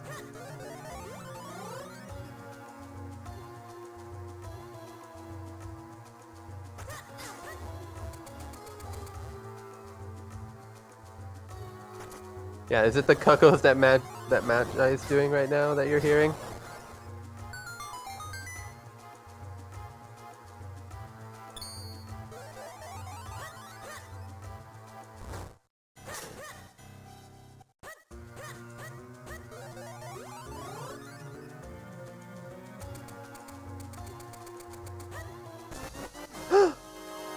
Alright, there it is. We have our Kinstone. Not technically in Fortress of Winds. So if we get our Gust Jar in this next chest, it's not technically Fortress of Go mode. Oh, we have a Gust Jar hunt.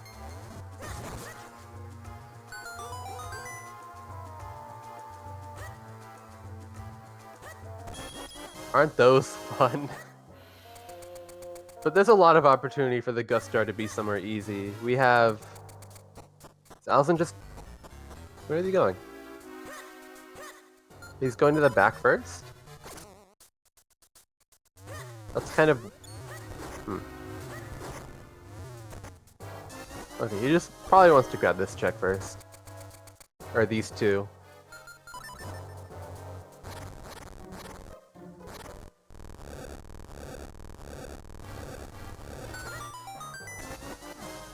Wow. I guess he's just gonna go beat the boss right away. Maybe the boss has Gust Jar and he doesn't have to do any of the dungeon. I guess Magiobiwan never checked that chest.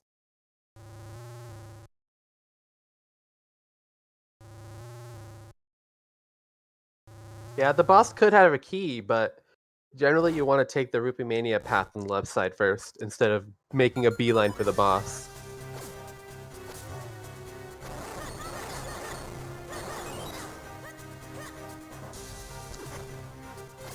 Yeah, Mazal barely had time to activate his security systems before Link barged in the door. He maybe should have hid the key a little farther away from his door.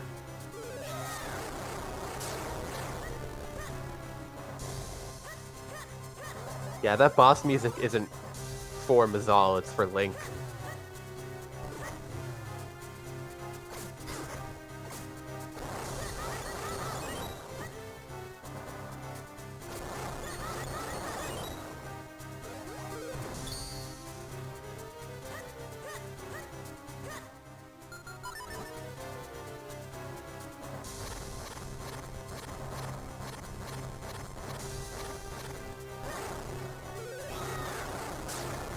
Alaszun making use of Great Spin in these fights.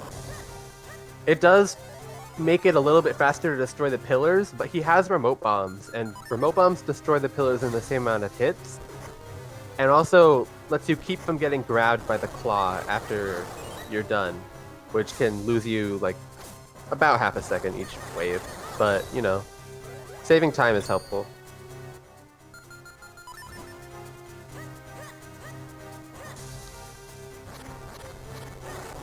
Oh, Alaszun getting incredibly lucky with the position of the last pillar there.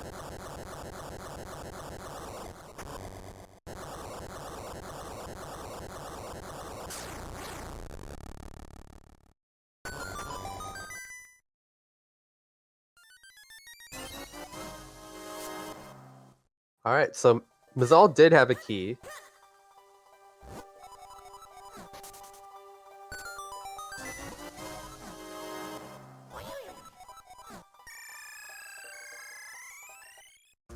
Wonder what consideration Alaszun is gonna make here. Okay, he is gonna go back in. He's not gonna gamble like that. Yeah, he got it on the way here. He got it in Wind Runes. Yeah, Alaszun probably thinks he's ahead right now, and when you're ahead, you don't want to make gambles that could make you get behind.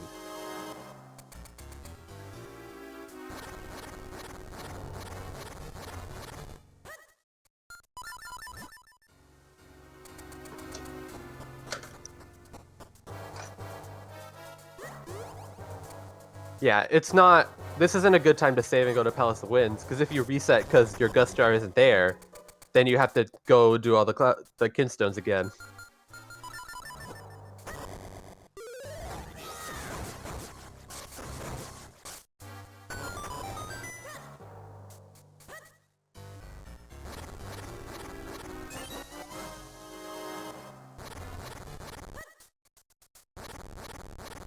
Alright, nothing in the Rupee Mania.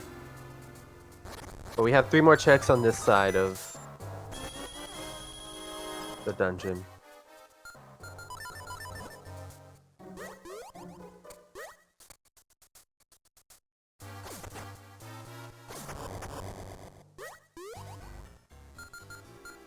I don't remember if Alaszun checked the sewer checks.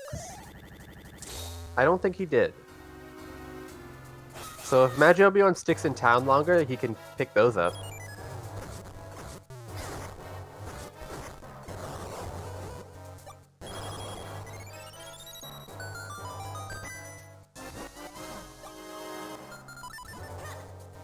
So Hayden, we had non-required graveyard.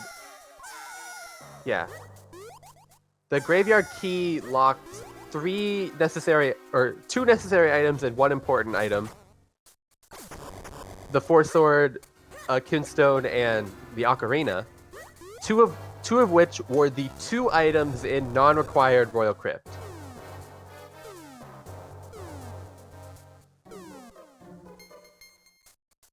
Alright, Magiobiwan going to be picking up his Kinstone here as well. Probably going to lead him away from Deepwood Shrine. But if he goes into Deepwood Shrine and that's where his Gust Jar is, that can be a huge advantage for him.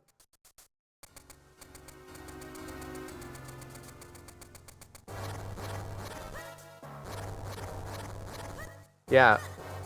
To Magiobiwan's advantage, he hasn't picked up the last wallet and the medal yet, so, well, I guess it's not really to his advantage, but he could end up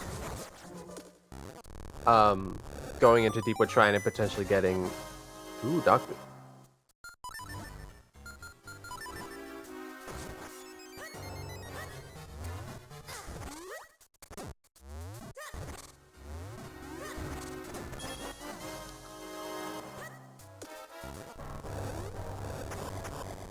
Yeah, Magi ended up doing the left side before either of the other two. And usually that's the one you want to do last, so you don't have to backtrack across the ice.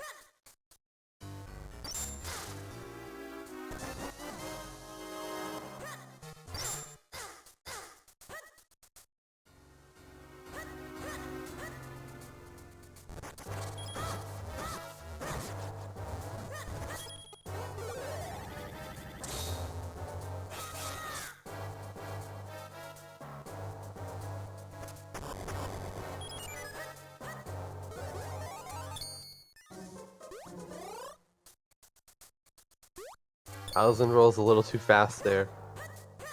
It's only the dungeon-style Minish platforms that will allow you to grow instantly upon shrinking at them.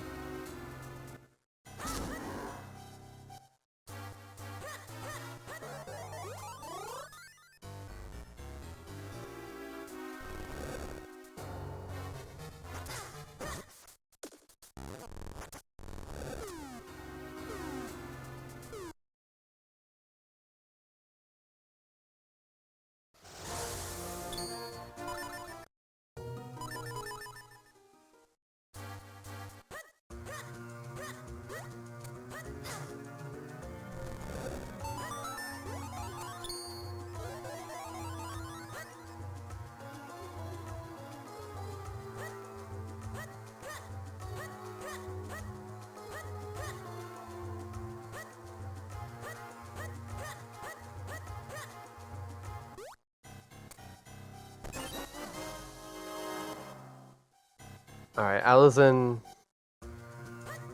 takes a break from doing his Fortress of Winds to check these two Minish checks.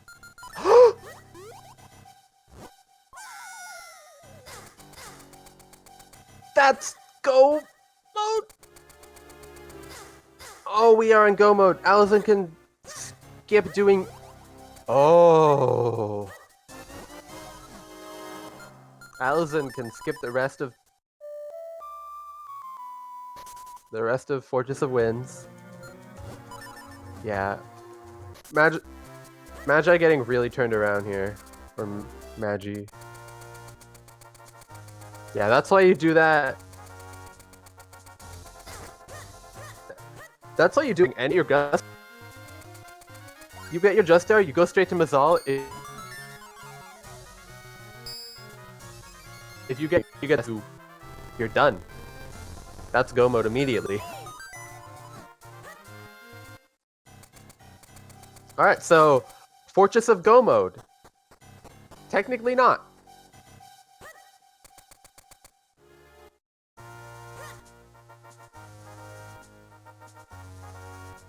Yeah, Fortress of Winds is barren. Technically. Wind Ruins were go mode. Book! Grab the book! Thank you. Thank you. Alright, so... we'll make sure to figure out what Yulari has after this, but Alaszun... he's not doing checks, he's picking up the book because it's funny, Myth!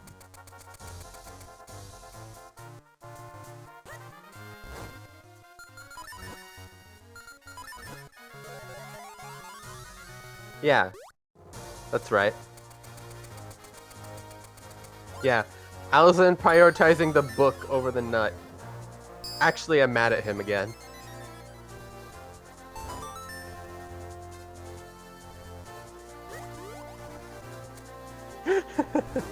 I'm sorry, Myth.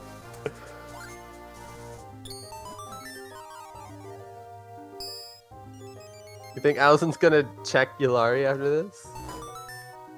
He's gonna finish Palace of Winds, warp to town, and check Yulari.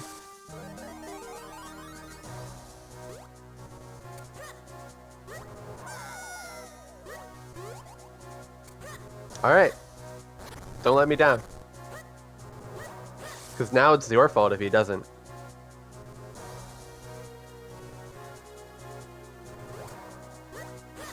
Alright, Alaszun gonna be going through cloud tops without having to get any checks. Does make it a little bit faster to do so.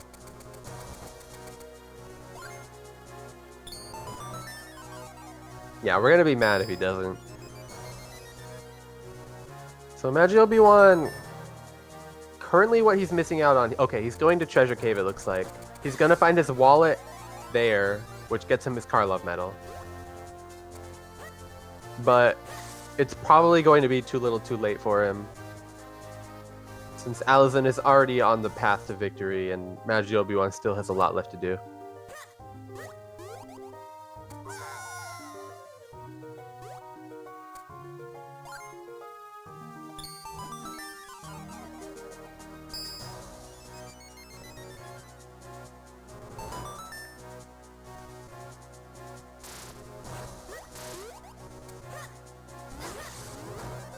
Alaszun gets hit into the tornado there by the cloud shark.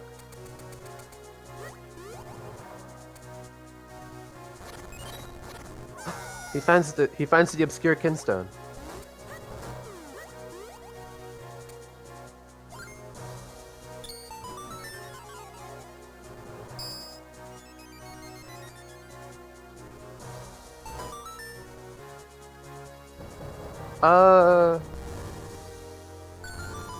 Yeah, we can probably wait on a tower bet for at least until the dungeon is complete, just because. Yeah, we have the rest of Palace of Winds. Oh, Alaszun picking up a bottle to ensure that he'll have a fairy. Not bothering with the warp and not gonna bother with any of the checks here.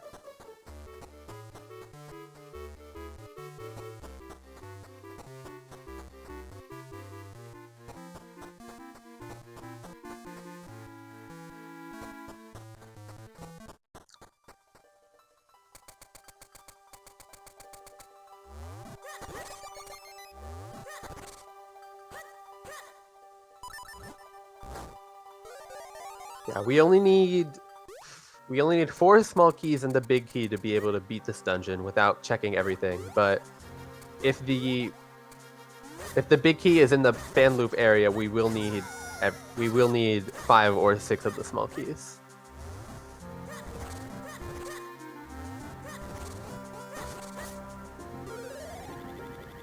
Alaszun making use of one of those skulls to take care of that P-Hot. If you have the downstrike there, without having to change your equips to equip something that can kill P-Hots, you can use the downstrike with the 4 sword and it'll damage a P-Hot. It doesn't work with the blue sword though. Alright, we got a raid from Fuzzy Games. Welcome, welcome. We are nearing the end of this run right now. Alaszun is in go mode and making his way through Palace of Winds. But Magiobiwan is still missing. He's missing, I believe, 2 kinstones. One of which is locked behind the Karlov medal, which is on 600 rupees. Which he's able to now get because he just got his last wallet. Yeah, Magi is on the path to go mode. After he picks up his last Caster Wild's kinstone and goes to Wind Ruins, he will find he'll find his Veil Falls kinstone, and his Gust Jar in Wind Ruins. Yeah, Magiobiwan very prepared. Nice cane skip. All right, and there's the biggie.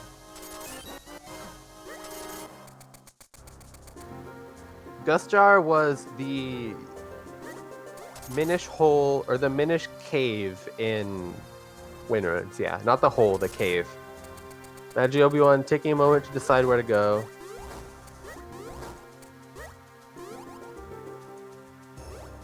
He's very prepared. He's making sure that dying will no longer be a concern for him, but he's not currently going the right way.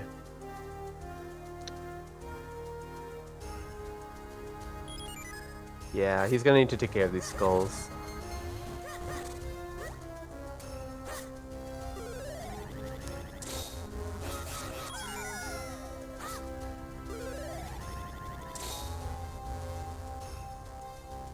Yeah, I'm pretty sure that this L pattern makes it easier for your clones to break on the skulls. Isn't a T pattern best? Oh, Link wants to be at the bottom, right. Because you're at the bottom, you can make it through that transition faster. Yeah, that's a little that's a little optimization you want to work on.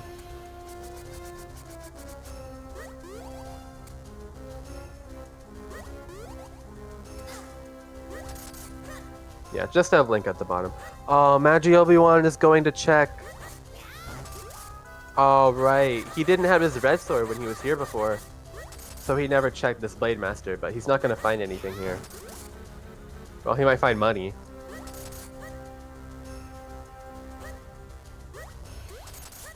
Oh, how do you get through this? Oh. I never had to go through this cave with the 4 sword. It's even more annoying.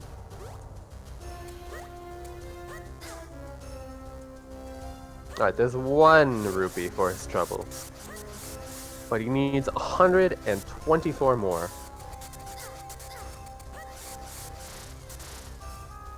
Alright, Alaszun had the cycle there, but he didn't want to take it. Yeah.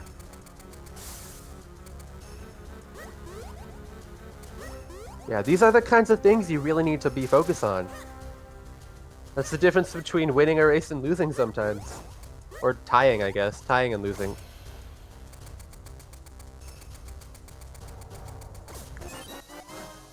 Alright.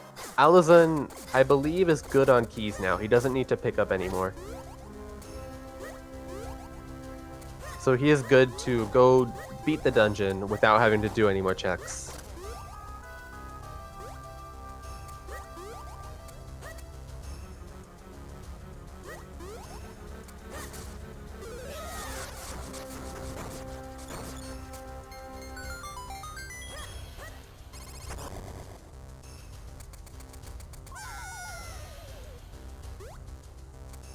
Well, yeah, he's only at 2 keys, but he already used 2 keys.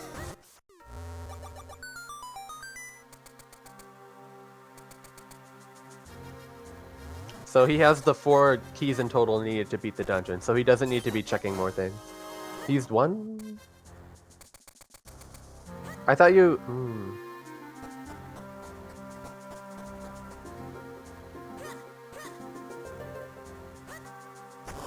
Okay. Oh yeah, you're right. Yeah, he's at 4. See, this is why I would lose also. I get confused in this dungeon all the time.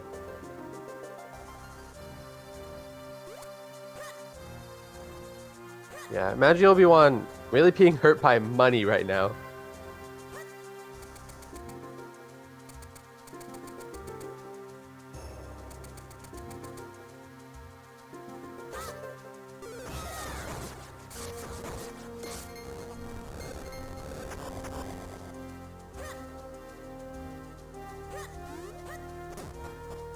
Alright, and he has all the money he needs to buy the Karlov medal.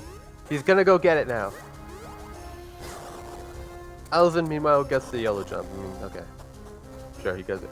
Magiobiwan can get the Karlov medal. He can get his Caster Wild's Kinstone. He can go to Caster Wilds, and he can get Go mode.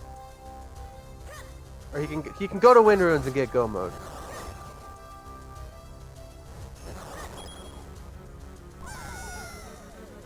Magiobiwan on the path to victory. He's getting a new shield because he lost his shield, maybe? Okay. It's okay to lose your shield. It happens to the best of us.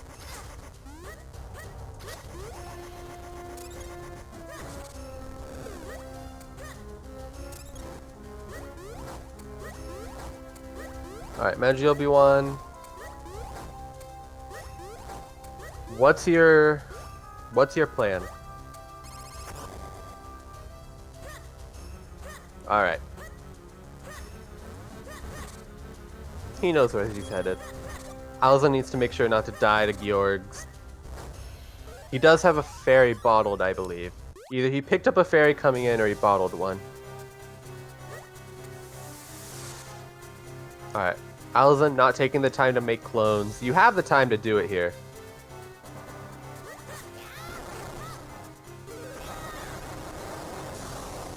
But he does do the downstrike strat.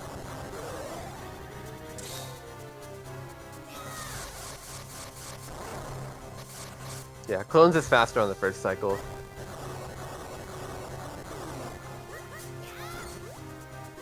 You have to be higher up. Yeah, you have to be on the second vertical. Vertically. Oh, Magiobiwan didn't crash! He didn't crash on Kingstone Fusion with the statues. He's probably excited.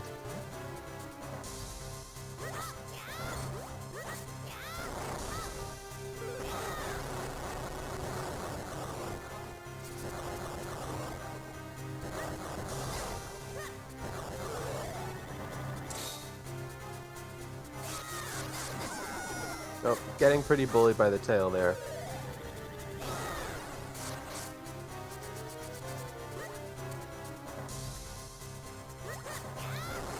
I believe Alaszun should be fine.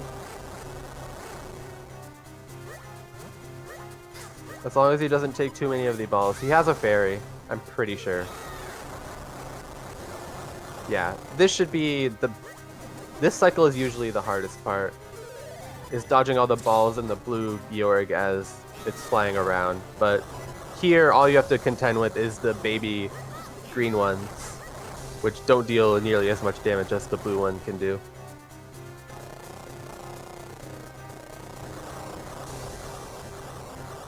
So we didn't even have to go into Deepwood Shrine, but we had to full clear Graveyard.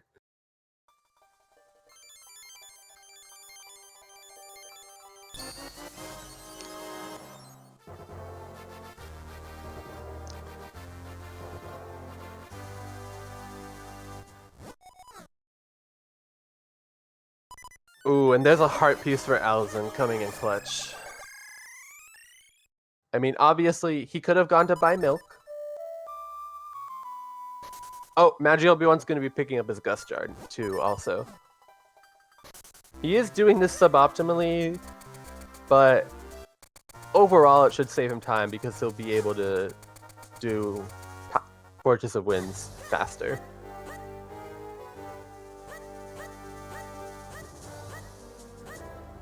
Oh, Alaszun didn't check Yulari. Oh no. Alaszun.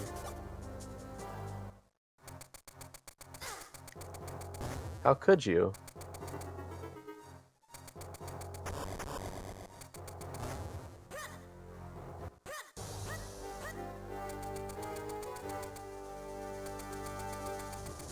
Yeah, Magiobiwan with his Gust Jar, he's going to end up picking up his Veilfall Kinstone for Go mode.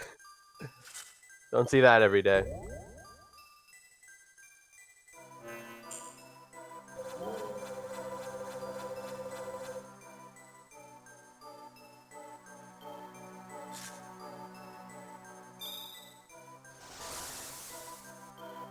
Alright, so actually, we can probably get a tower spent now, right?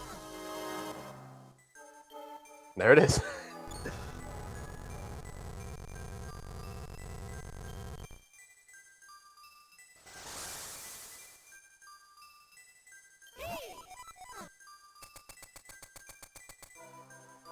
So, as we move into Dark Hyrule Castle, there are, I want to say 8 checks. There are 8 chests in Dark Hyrule Castle, and then a check with the boss key. Of the items in Dark Hyrule Castle, there are 5 small keys, a map compass, and 1 free item, which can be anything that's not locked behind something. The first small key is required to get to the upper part of Dark Hyrule Castle, and from there you need 4 small keys to get the big key. There are 4 chests at the top of 4 towers. Yeah, Magiobiwan has reached Go mode, so he'll be able to quickly get through Fortress of Winds.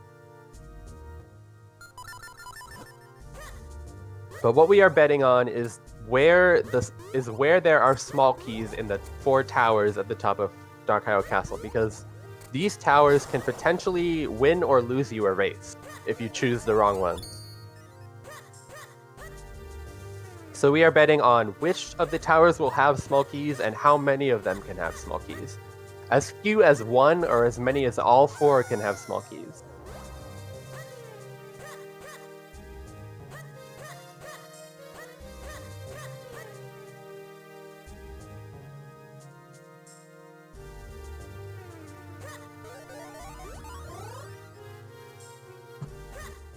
So we're coming up to our first check, which is the king.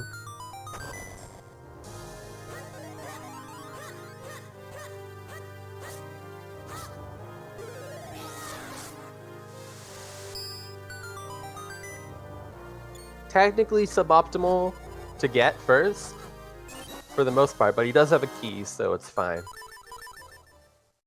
Alaszun with the save, making sure that he suffers not from a crash.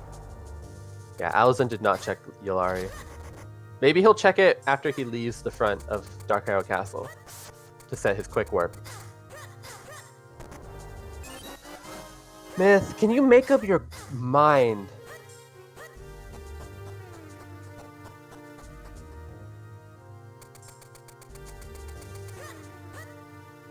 You like...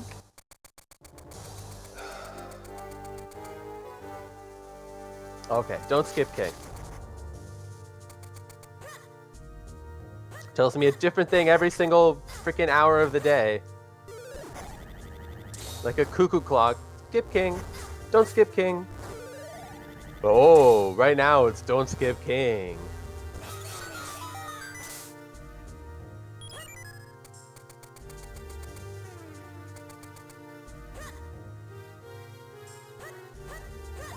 Yeah, he has a key a lot of the time. Because he's one of the first 3 checks in the dungeon that isn't key locked. So one of the first 3 has to have a key. And on top of that, of the remaining 7 checks, 4 of them will have keys. So he has a key a lot more often than not, but there's still the possibility that he doesn't have one.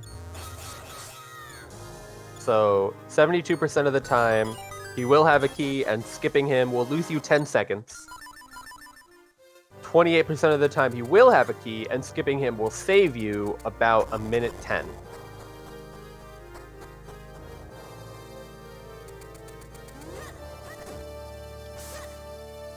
Mathematically, it would be good to skip him.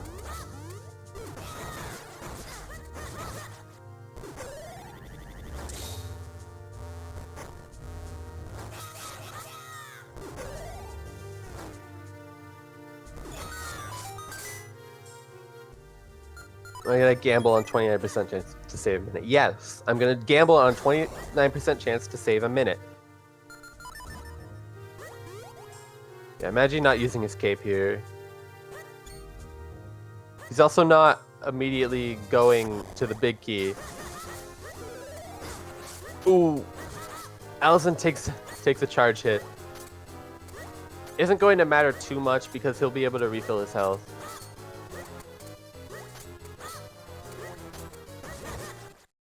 With the bubbles that are right outside of the Black Knight's room. Alright, so we are looking at 2 towers.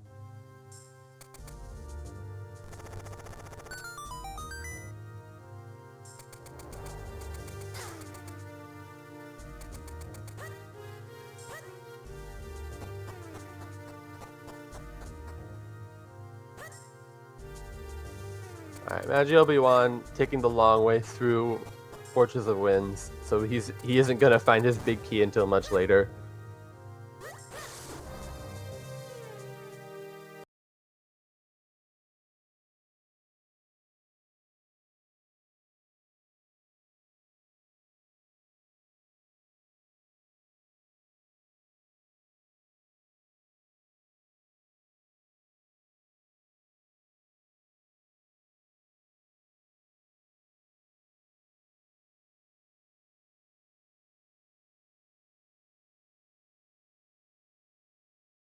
Alright.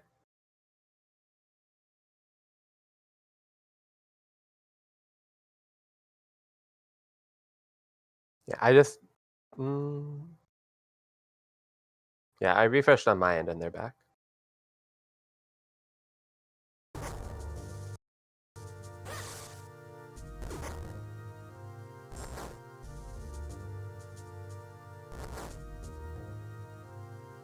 Yeah, we should be back now. Alright.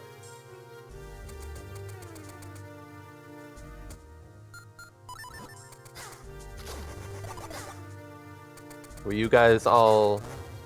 Did you guys all behave yourself while I was gone? Yeah. Okay, let's... I do hope the run doesn't end up taking that long. Alaszun, would you say he'll finish within the next 3 hours? Yeah, Magi got all 4 bottles and got the Jabbernut. So...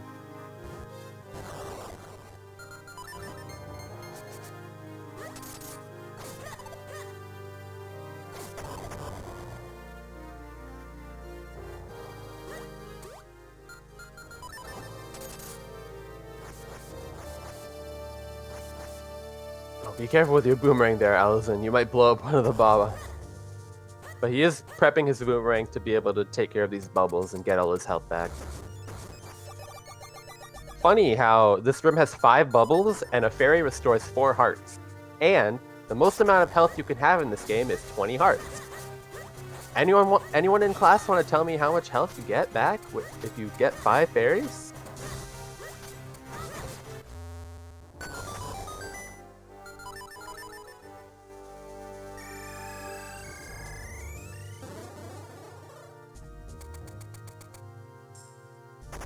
Magiobiwan playing it as safe as he can.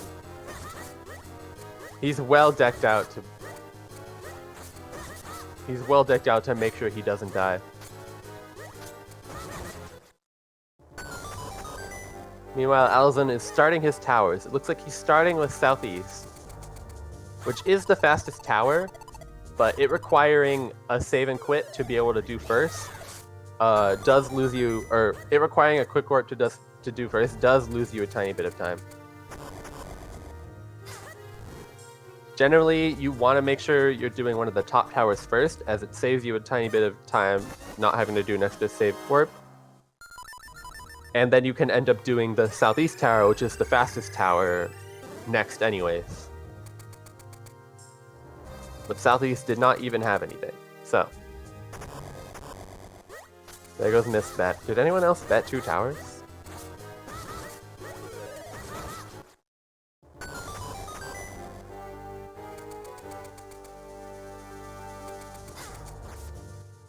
Okay. Nimbus... Okay, so everyone's bet is dead. Because Nimbus bet both East, and Dax bet Miss Bet. House almost got grabbed.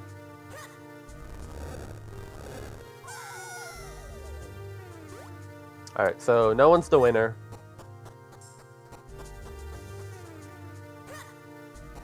Yeah, no one won technically, but... Alright, so Northwest is something.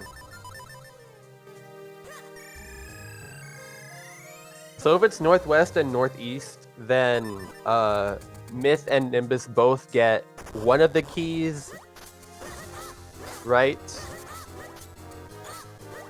But if it's both West, then Myth gets 1 right and Nimbus gets 0, so Myth would win.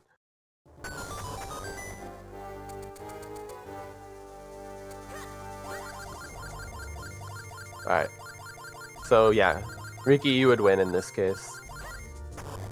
Because no one bet 2 towers without betting the amount of, or without betting the specific keys.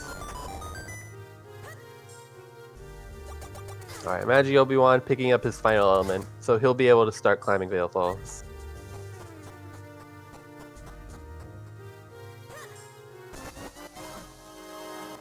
Alright, so it was Northwest and Northeast.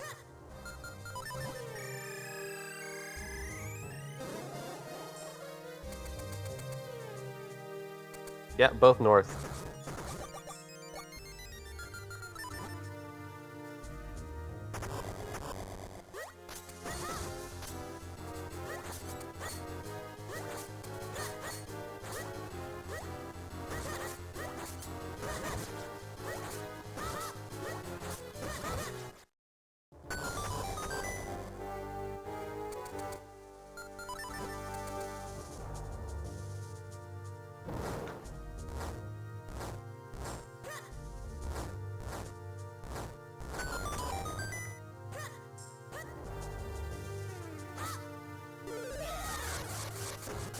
Alright, so Alaszun cleaning up the last tower here. So he'll be able to get his key and get the big key. Meanwhile, Magiobiwan still doing checks.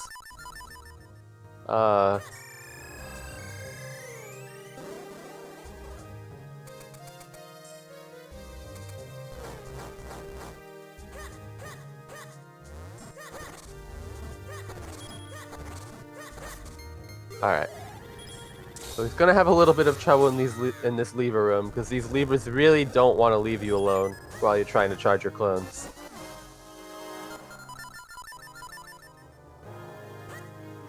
Well, you saw what Alaszun just had to do. He had to throw 4 pots instead of breaking them. He's probably looking for Rock Breaker.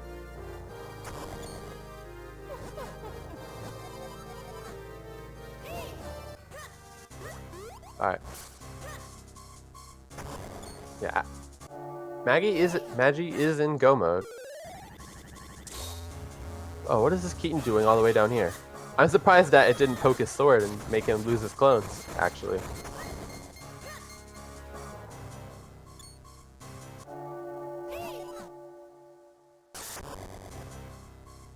Alright, we'll see how Alaszun ends up doing this Dark Knight fight. He doesn't end up going to see if he can get the fast strat.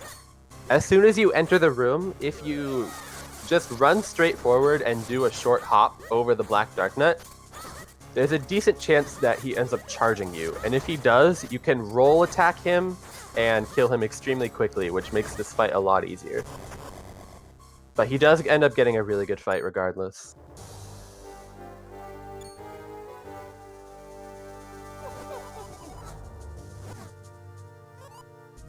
Yeah, that was a good fight.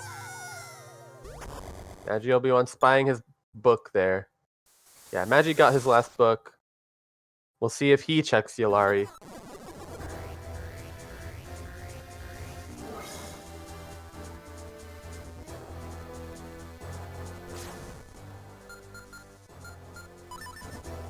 Alright, on to Vati. Alaszun getting a little bit burned, but he gets out decently fast using his mashing. You can mash to get out of the burning state a lot faster.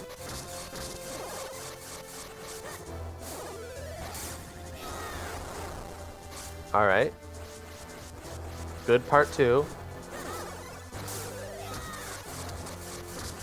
We'll see if he can get a great spin to finish him off quickly. Alright, and that's Vati 1. Preemptively equipping Bo to deal with Vati 2. We'll see how much he gets trolled here, though.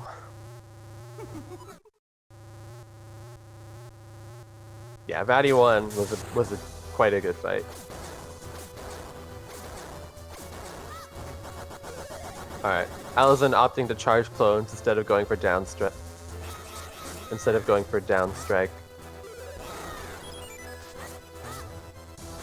Nothing wrong with that. It's just slow, you know. It's slow and less swaggy and makes you look like a noob.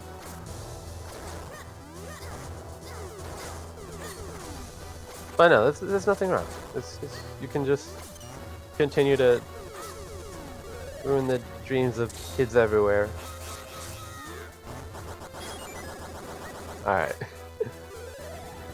Alaszun getting a little bit of a beating there. Yeah, you save 2 menus, and if you have both spin scrolls, it really doesn't matter that much.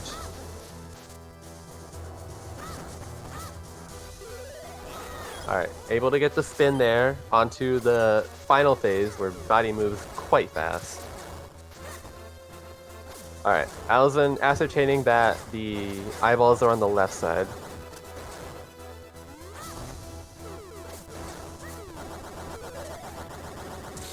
Alaszun, oh no. Yeah, Vati 2 is not relenting with these attacks right now, though.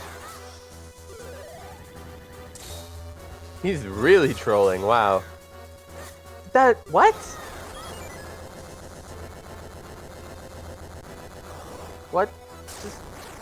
What just happened there? The spin attack, like, got him on the... Yeah, he got an inside hit. Yeah, that was... Alright. So, Alaszun making his way to V3. It's time for the final showdown with Body.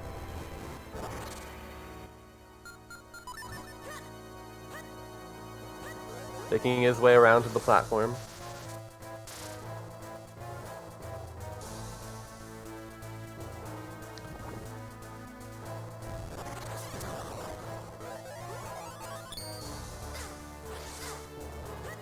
Batty is kind of hugging the Minish platform right now, though, so it could probably be a little annoying to get back and grow, but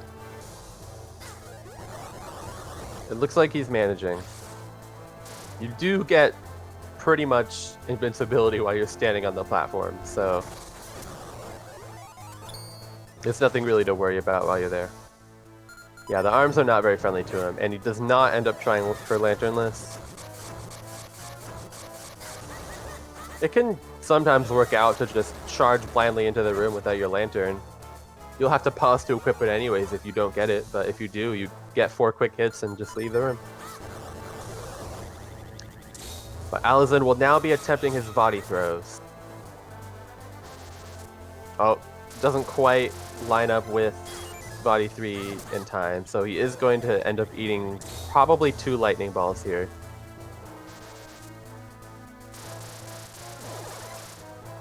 Ooh, this is not... Ball's not being very friendly to him there. Oh! Magiobiwan found the Magi Boomerang.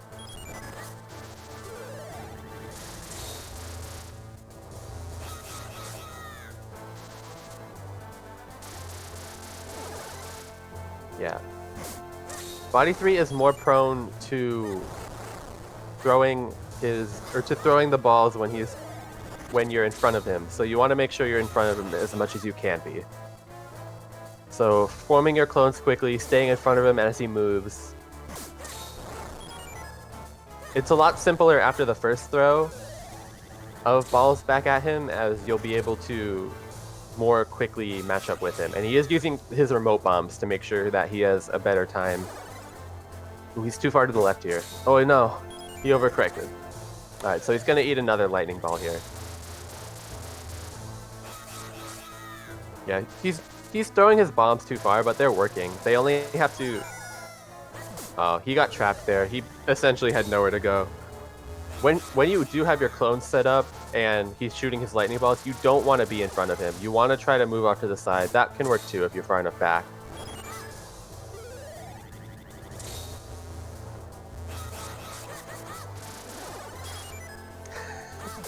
Oh no, Alaszun.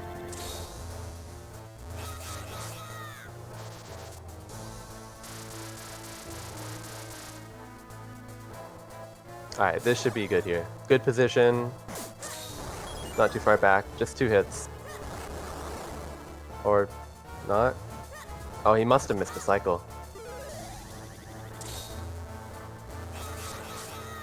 He might have not gotten the hits that he needed on one of the hits.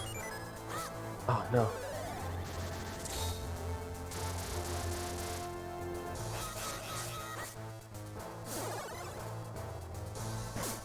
Alright, looks good here, though. And time. Congratulations, Alaszun, for winning the match.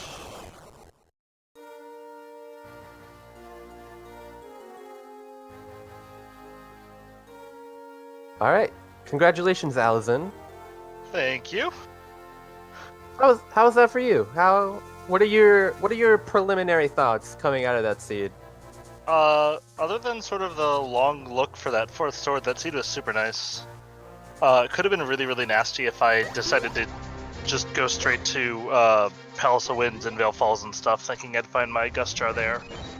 Yeah. But I felt pretty good about my route in general at that point, so I just decided, hey, I'm gonna play safely here and maybe over clear what I would normally in like a weekly or something like that. Right. Yeah, a lot of us, our kind of like biggest impacts on the seed is Graveyard. Yeah, but Yeah, kind having of near the four last sword. location, that fourth sword, and it was a really nice graveyard, don't get me wrong. Yeah. I almost saved and left after the fourth sword, I almost saved and left after the mole bits, and then I breathed a deep sigh of relief when I got my flute. Yeah, the flute. But again, it was just, you know what, I'm feeling pretty good about my route so far, I'm just going to be nice and safe here. Yeah, finding that flute on the king kind of... A lot of people were shocked, myself included. That is by far the best non-element graveyard I've ever seen. I've never seen 2 items in Royal Crypt. Yeah, I don't think I've literally ever seen it. I've gotten like progression in the non-element graveyard. I don't think I've ever gotten an item in Royal Crypt that was actually progression-wise before in a seed. And obviously it can happen, but to walk in there like, oh, those are my moments. I'm real glad that I sat there and did that. Yeah.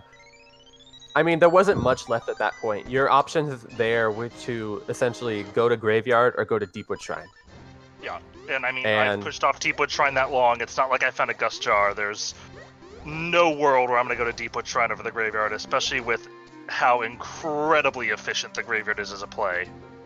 Yeah, being able to do everything in Graveyard, but having like essentially a few checks. There aren't like a huge number of checks that are locked by not having the Gust Jar in Deepwood Shrine, but it's still at that point not worth going for. Yeah, especially, well, like everything I had that I could do in Deepwood Shrine had been open for solidly over an hour at that point. Yeah, and so it doesn't leverage the only progression that I had found, which was that sword. Yeah, it's not following the logic to end up going to Deepwood Shrine. So you made the right call. You got extremely well paid off for it, and essentially from that, the seed was pretty much just autopilot. Yeah. Really, the only risk that you take is, do I go to Vale Falls instead of going to check the Minish checks in Fortress of Winds? But apparently Magi did that first, so he didn't have that worry. Yeah. Magi did do that first, but he ended up getting his big key later than you. It was kind of like surprising seeing you go straight for the middle instead of the left side or the right side. Yeah, I mean, it's... Because you did find your big key very early. I mean, that was admittedly, like, just plain lucky. But I've stolen the strat from Goomba. This is actually the first time I remembered to do it in a seed. But he's convinced me pretty well that the best way to route it is to go straight up to the top and then activate the red warp. And that way, if you do find the boss key just sitting there on the way, you can skip out on the stuff, especially like if the boss had happened to have that Gust Jar that I was still looking for. I save a lot of time in the dungeon by doing the stuff that I know I have to do, as opposed to the stuff that I can maybe skip out on. Right, that makes sense. It's a really nice bounty at Palace of Winds.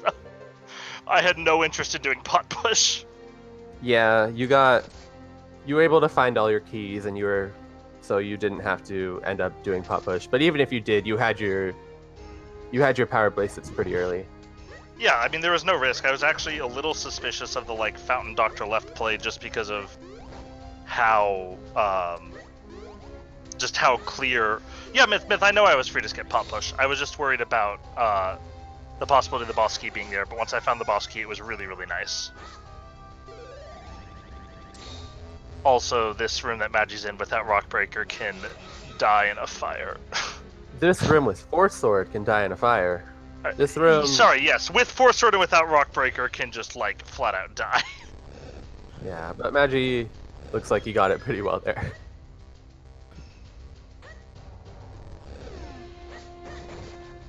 But yeah, overall was a relatively fast seed. Felt like it routed nicely. I was a little disappointed. I was hoping I'd find the cape on the Crenel Beanstalk. Yeah. Which is why I did that like quick bail on Cave of Flames to try to save time in the back. Since I was assuming that my next progression was either going to be cape or the third sword. And then it would probably be on that Beanstalk. Yeah, we were wondering actually if you were instead going to leave immediately when you got the grip ring, because it wouldn't have wasted that much time. I thought about it and probably should have done it. Yeah. But it was one of those ones that I didn't do it like right away and had already like snapped down the stairwell. And I'm like, you know what? I'll just leave at the Blue Warp here and see if I can find the help that I need. Yeah, See if I can pick up the cape. Once you make a commitment, it can kind of like weigh on your mind too much. Like, okay, now does it save time with the amount of time I've wasted thinking about it? Okay, now does it? Yeah, and I mean, if I had found the cape there, that play would have saved time for me. And luckily, I didn't have to go back for the moment spot, which would have been really nasty because I had mega orphaned that spot.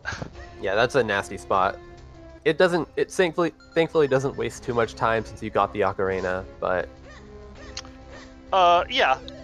Not as much as I didn't have it at the time and had no idea that I was going to get it for sure. Right.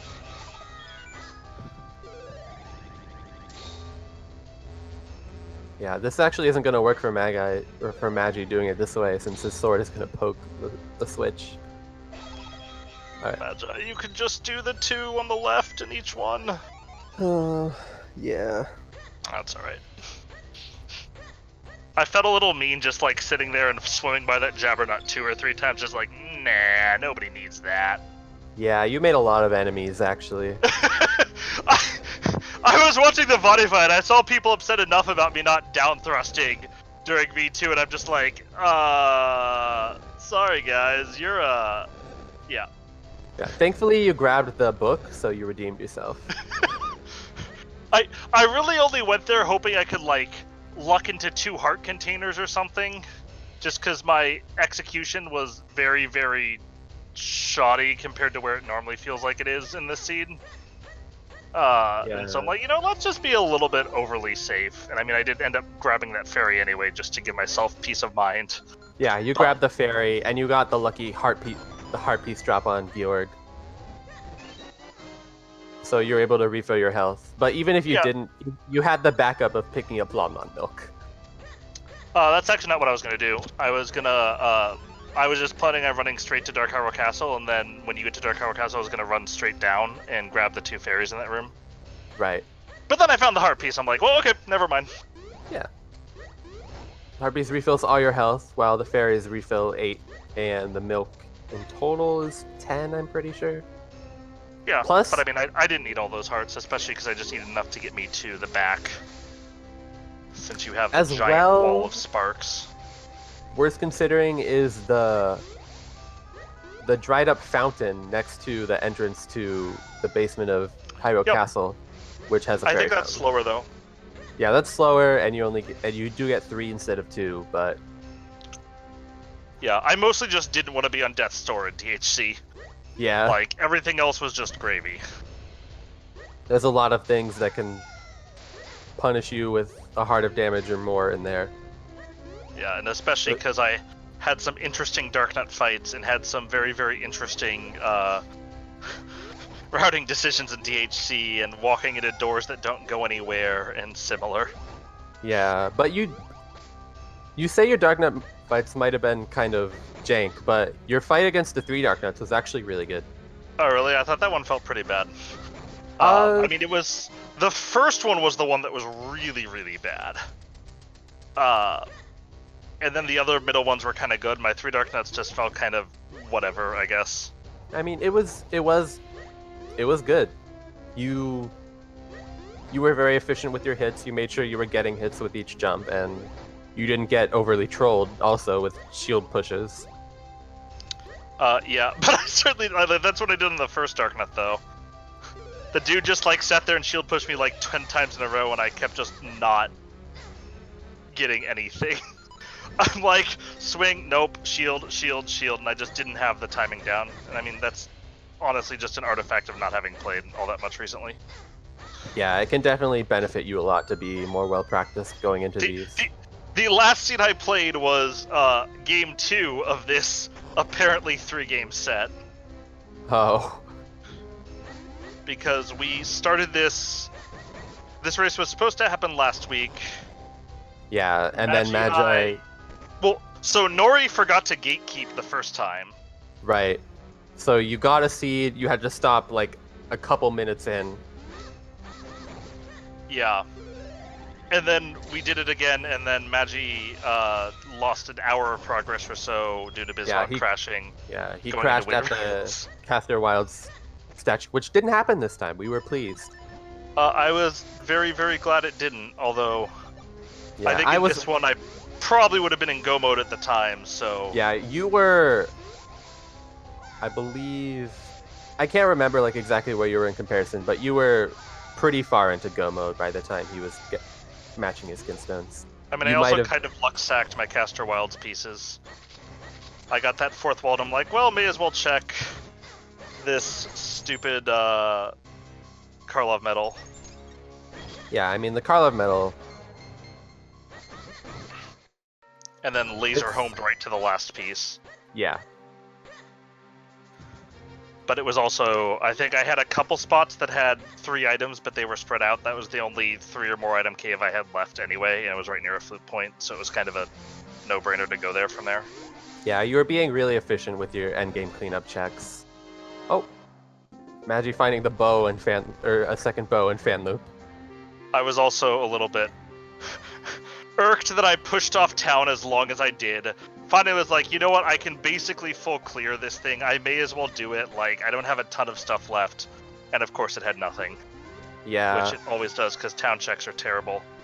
Does he not realize he has the boss key? He should have the boss key. Magi, you got it in the rupees! Yeah, Magi ended up getting that bottle from Swiftblade first. So that was his first bottle. But he ended up visiting how Swiftblade. would that be your first bottle? Wasn't it?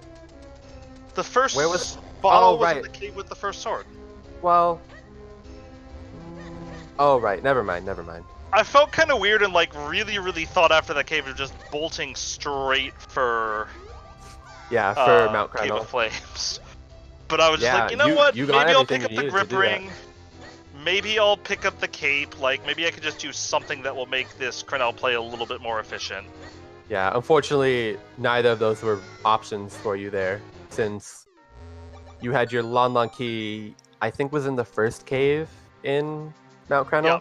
Yeah, Lon key was in the Rupee cave in Mount Crenel. Yeah, which locked the cape, and I believe the mitts also. I mean, the mitts were in... Yes.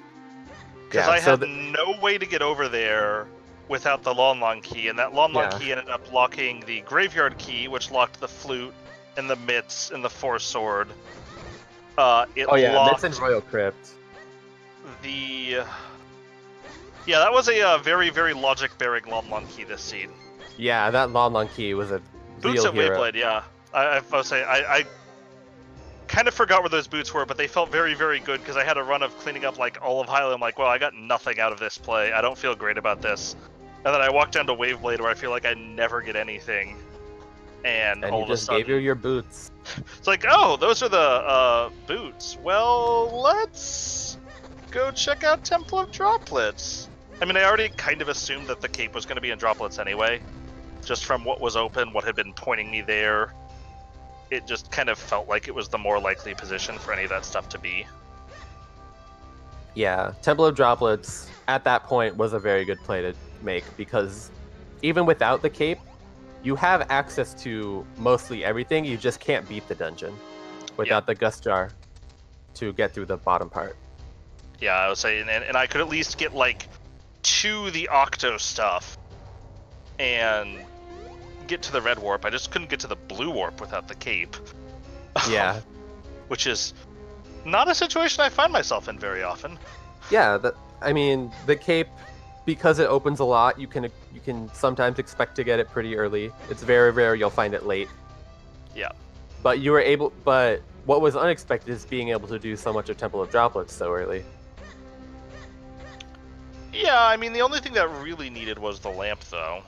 And some way of getting to the dungeon. Which you got with the Lon key. But in Rupee Mania, Droplets is just like so ridiculously loaded that it's almost a no-brainer play anytime that you have the lamp. Yeah, Without the lamp especially here, with the lamp. Even without the lamp, if you have flippers, you have access to the first one. You just have to do it slower. it's not a good play, or it's not a like good play without the lamp, just because it's so slow to do those push puzzles. Yeah.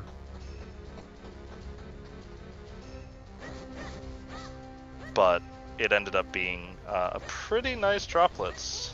Yeah. I think it just had the cape. Yeah, but there's no such thing as just a cape in this game. Right. You get the cape. The cape. Well, you like the cape. The cape is something that you live by. I mean, it just breaks so much in the game and saves so much time. Right. That's why I was hoping to not have to do the back end of Cave of Flames Vanilla, which of course you were 100% forced to do. Well, no, you could have gotten the cape, but it would have been really bad. You could have left, gotten the cape before getting the third sword, and then come back, but that would have been real inefficient. And you wouldn't have had the lamp then, so you would have had to dive lampless droplets, because I believe the lamp was on the beanstalk? Yeah, lamp was in the... Yeah, lamp was in the Western Woods beanstalk. Yeah, I can't believe that the Western Woods area had progression in Rupee Mania. It was quite stunning to see. There's never any progression there. It's not like you get your third sword and bolt straight to Western Woods every seed. Yeah, sometimes you pull a friend Swan and you go immediately to Octo. I mean, if that's what you want to do, yeah, it's your prerogative. I'm greatly amused, though. I decided to check that book afterwards just because, like, I have a thing with Yulari. She's my homegirl. So do you have any, like, overwhelming feelings of dread that maybe you might have forgotten something? Apparently I didn't open the chest on the Western Woods Beanstalk. That would have been real bad. Yeah. It's one check in Rupee Mania. No checks ever have anything in this mode. Yeah, on average, doing checks is a time loss. Yeah, you don't get anything. Like, you can't actually beat the game. It was a micro-optimization to save time. Right. Because checks aren't everything in Randomizer.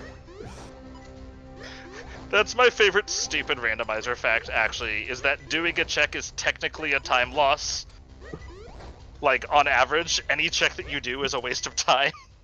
But obviously you can't just not do checks. Yeah. I was pretty squirrel-brained early on in the seed. I didn't really get my bearings with me until about the hour mark. Yeah, but you figured it out pretty well. And honestly, I had a couple of other chests that were candidates for, did I open this chest? And usually, like, if I'm not sure, I'll just, like, VOD check instead. But with the 15-minute delay, it's a lot harder to VOD check. Yeah. The one that is a very, and I still have it not marked on my tracker as checked, is the pre-shrine chest next to Deepwood. Right. Because if I go in with bombs and just go that way, I have a really nasty habit of turning big and then just going straight to the east and leaving Deepwood, or the wood area. Yeah, but, so thankfully that did not happen.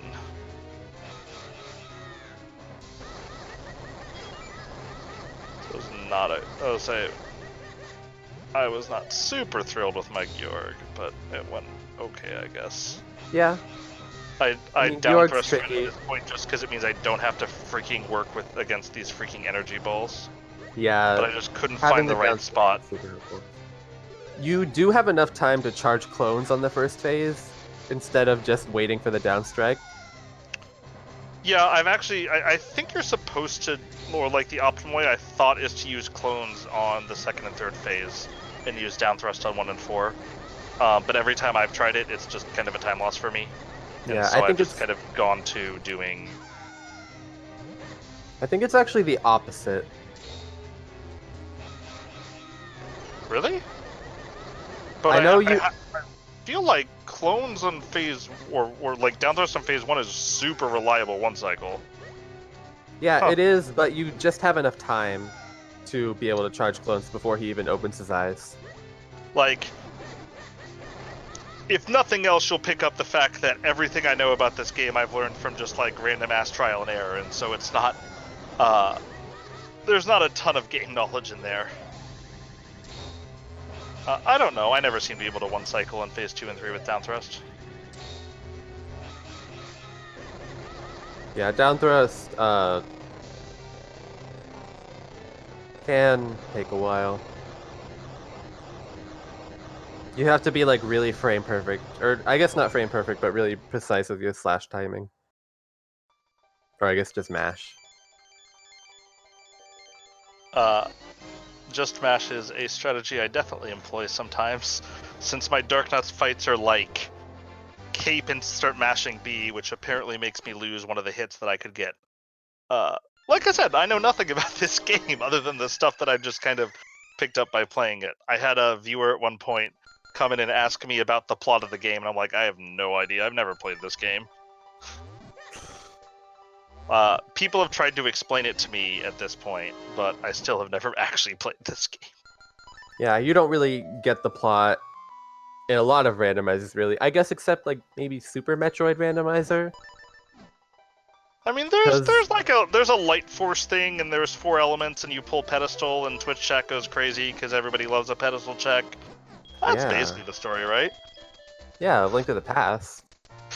A Link to the Past skips all the crystal cutscenes. I did not know those crystal cutscenes existed for a long time. Those crystal cutscenes are basically why I don't play NMG. I can feel years of my life draining anytime I play Link to the Past NMG, because the crystal cutscenes just go on and on and on. Thankfully, you don't have to deal with that in the randomizer for that game. But for yeah. this game, although I we do haven't have a lot actually of played various... that game, unlike Minish Cap. Oh. Oof. Yeah, Magiobiwan getting caught there.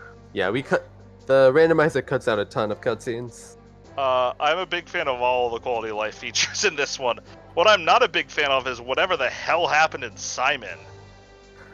Yeah, no one really knows. Oh, so I've heard that they know that bug exists and that no one's ever really been able to reliably reproduce it. I've had it happen to me a couple of times. It kind of... The main rule of thumb is don't do Simon after beating dungeons, because something about dungeons or elements or something changes it. I mean, sure. But I was at the point where I had like 4 things left. I couldn't really skip at that point. Yeah, Magi did it before Temple of Droplets and got the normal cycle, and you did it after. And got the weird cycle, yeah. Yeah, I suspect something in my run would be a way to reproduce it. But I was like, all right, let's do Simon. Like, I've got spin attack, I've got the 3rd sword, this'll be nice and easy. And then I looked in and I'm just like, oh no.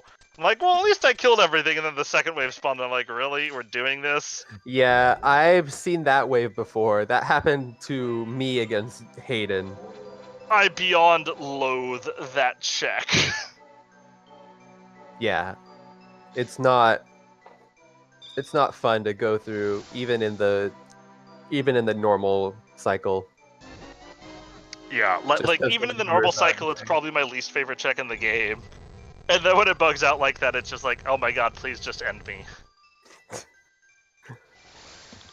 If I had done what Dax does and made a save file before I started the fight, I probably, once I saw that, would have just hard reset and said, alright, this doesn't exist, we're leaving it. Because I had no interest in doing that. Unfortunately, I think Dax's thing is a net time loss usually. He makes a save right before it so he can reset afterwards and just skip the end cutscene. Yeah. You know, quick warping out would have made sense, Myth. And if I had a functional brain, I probably would have done that.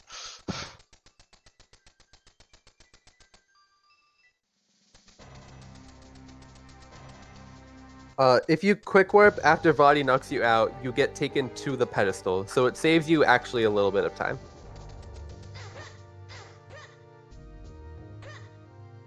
So generally, what I tend to do right after getting knocked out by Vadi is pause and equip bombs and cape, and then quick warp. I didn't actually know that. That's nice little time save. Yeah, there's a lot of things obviously that you're gonna have to do the menu here so that you can have bombs and cape to just get through the fire room and blow up this wall here. Right. And then once you've done the cape, and preferably jumped over the wisps as well to avoid getting cursed, or at least have a lower chance, you equip your sword.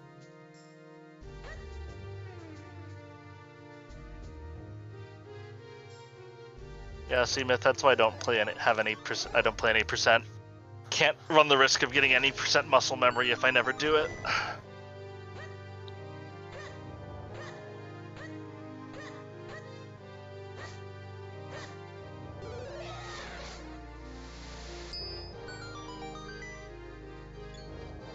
Yeah, I heard that rumor. I've heard that any percent and rando races don't really work well together because you just get a bunch of bad habits in any percent. Yeah. Related news, it's why I'm trash at MG and Link to the Past, because I always open all the chests. Sit there playing an MG. Oh wow, it's a vanilla hammer. Who would have guessed? No way. Oh.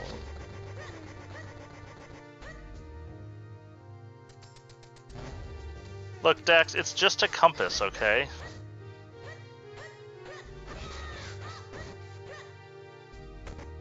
Also, I gotta say, Veil Falls Gustjar is a pretty nice go mode combination. Yeah. Because either you have Veil Falls as your go mode, or you have Gustjar as your go mode, and you get to skip like all the terrible checks that are Gustjar locked. Oh yeah, all of those 4 checks. Okay, but Greygall sucks. Blue Chew sucks. Ice Matter Pillar sucks. The boss key in Deepwood Shrine sucks. And the one in the ice chest that triggers the I solved the puzzle in Temple of Droplets also sucks. So I'm never sad to not have Gustjar as my last item, because it means I'd never have any risk of doing any of those checks. Yeah. You don't have to do any of those checks, but on the flip side, you potentially have to do every other check. Oh yeah. Because it locks so little. But I would rather do a bunch of checks than checks I hate. Yeah. I could deal with checks in quantity. It's checks in quality that I just lose my mind. Yeah, but Veil Falls as a go mode item. I definitely thought about when I got that Veil Falls piece. I definitely thought about saving inside a fortress and immediately just fluting over and checking the Veil Falls to see if Gustjar happens to be there. Yeah, you can check. But I figured I may as well just beat the boss first, because I'm gonna do that no matter what. Yeah. And then at the point where I beat the boss, I'm not gonna do that, because if I'm gonna do that, I may as well just go beat Palsawins too. Right. But because I also was in a situation where I was tending more towards a full clear than I am trying to sort of read the logic and gamble aggressively, especially at the end of the game, because I didn't want to leave. I had a few enough stuff open that I just didn't want to leave orphans. Yeah, and making sure to have those Minish Wind Runes checks done. I don't usually do them. I'll do them after Mazal if I've done the left and right side. But if I haven't done either the left or right side, oh no, you don't have to great spin here. Yeah, this room can be tricky to understand at first. When I first started playing, this was my least favorite room in the game. I have a different least favorite room in the game that's coming up in a little bit, but...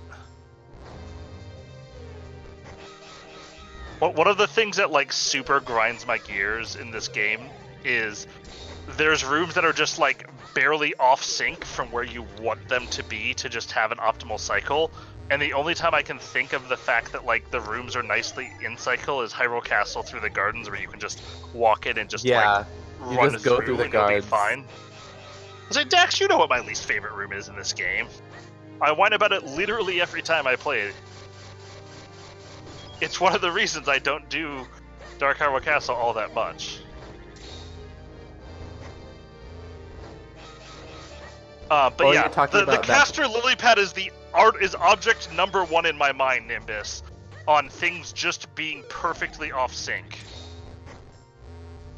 Especially because like I play a lot of Ocarina of Time Rando 2, and I think about Jabu Jabu, which is like the timers are messed with from vanilla to perfectly sync, so that you never have to wait for the elevators in Jabu Jabu. And so every time I'm doing this, I get sad. But yeah, the Great Room is a nightmare. It's a terrible room. Yeah. I know what you mean when that room is a nightmare. Like, it's Trust not even me. that it's hard, it's just like I'm like, I just feel myself wasting time right now, but there's no way for me to speed this up. Ooh, Magi gets a pretty good lock on the Darknet there. I would say, like, honestly, like, Myth, if you can make the lily pad cycles reset so that one in Caster Wilds just is, like, nicely done for you, it would be amazing, because it's just one of those feel bad for no reason moments in the game. Yeah. This game doesn't have a lot of, but that is definitely one of them. Thankfully, the other lily pad is on a pretty good cycle. It's kind of a tight cycle, but it's a somewhat tight cycle, but at least like if you are efficient, you will make it every time.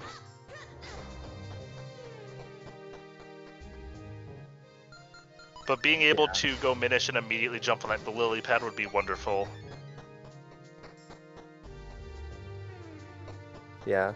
Plus, you can always adjust the cycle of the other lily pad slightly if you want to potentially only take the south one, but you know, that's less important. Like if you've done flipperless Minish checks and you need to go check hiking or something. Bleh. I'm sorry, Yeah, you said flipperless Minish checks. The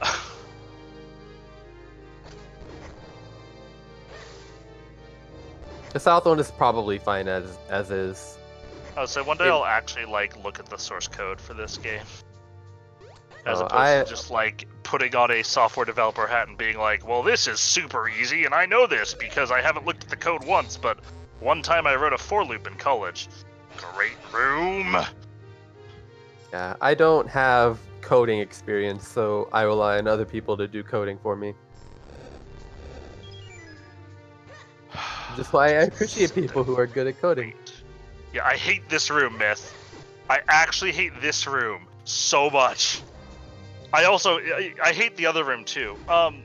Because you have to sit there and wait for the fire bar to go by. Like, there's no alternative to it. Yeah, it's a very twiddle your thumbs room. It's not hard. It's just feels bad. Yeah, the fire bar is a perfect obstacle in that it makes you wait. Like, I have nothing against challenges, but there's like, it's like you said, it's free. Oh, hey, Magi did his Alaszun impression there. Yeah, you walked both went into a into that room. completely pointless room in Dark Hyrule Castle. The room with the moving platform is pretty terrible too, but I actually don't mind it as much, mainly because most of the time that I'm waiting is simply waiting for the platform to move over so I can jump back down. No! Yeah, I thought he was going to do a spin there. It looked like he was about to.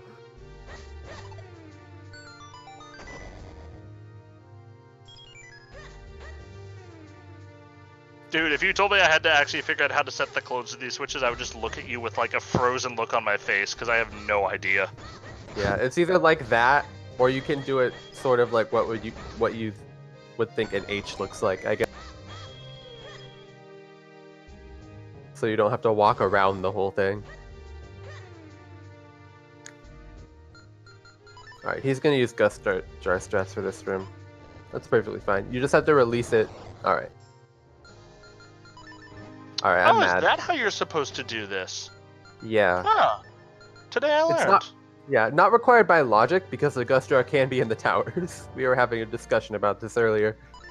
The logic can expect you to place a bomb on the blocks or like blow it up with a normal bomb by throwing it.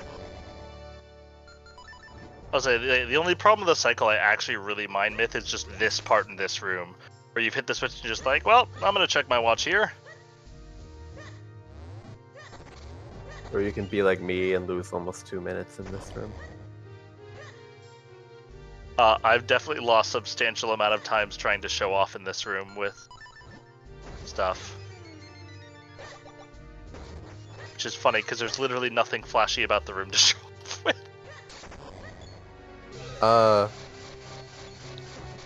A flashy thing I've started to do is jump to the platform as it's on its way.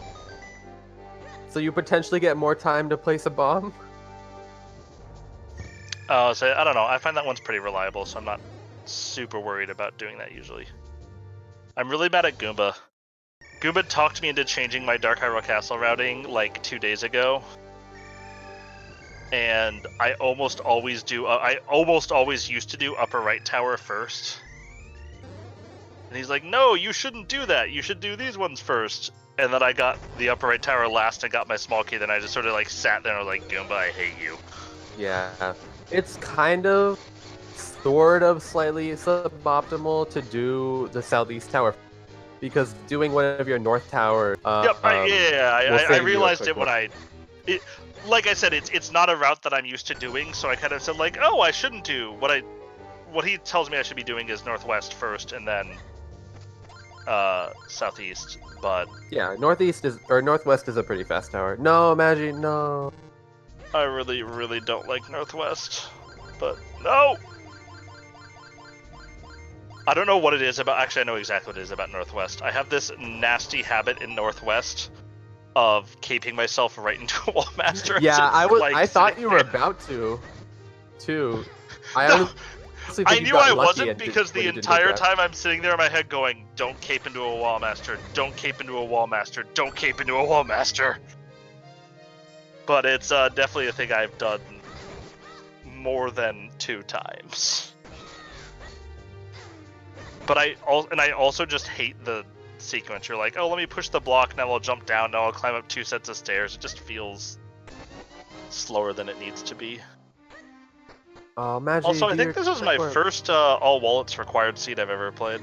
Yeah, wallets acquired seeds are Well, they're pretty funny. almost, as near as I can tell, they're super rare in non-Rupee Mania because of the way the Rupee logic works. Yeah, because you don't get as many. Because all those big rupees and such don't count So towards. even having anything on like the first check is super rare, but having anything on all of the checks is just like Yeah, 2 of the 3 shop checks had items. Yeah, and I mean even technically heart pieces are progression. Yeah. I was saying maybe it was 0.6 because I know 0.6 dropped at the same time that Rupee Mania happened. But I also, even when I've played non-Rupee Mania since 0.6, I don't think I've ever had Stockwell things. Like, it used to be that I would see something in stock when I was just like, okay, well, that's a trap. Yeah.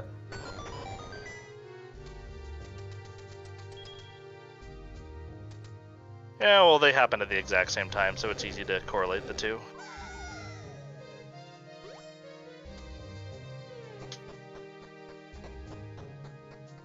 Yeah, I think it was you who read the sign outside of the bomb fairy cave. And I joked about waiting for 0.7 and hints. Did I read the sign? Someone did. I don't I remember probably if it was did. That you. sounds like a thing I would do. Yeah. Magic Quick Warp. Or do what I did and try to Quick Warp and hit save instead. Alright. But he is going to get his key here.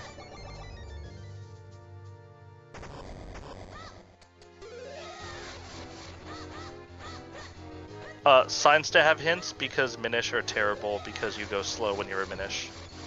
Yeah, you go slow when you're a Minish, and all the Minish are really out of the way. Plus, you have to be Minish to talk to a Minish. Also, if anyone tries to convince you to put unique items in, don't. My feelings on hints are very colored because before I played this, I played both Link to the Past and Ocarina of Time, and Ocarina of Time has a great hint implementation that makes the game playable at all and really, really streamlines the game and is super interesting. And when version 30 of Link to the Past came out, hints were the super big feature that came out, and they were on all the time, and there was no way to turn them off. And you can tell just how big of a hit it was because the major feature in version 31 was no longer making hints mandatory.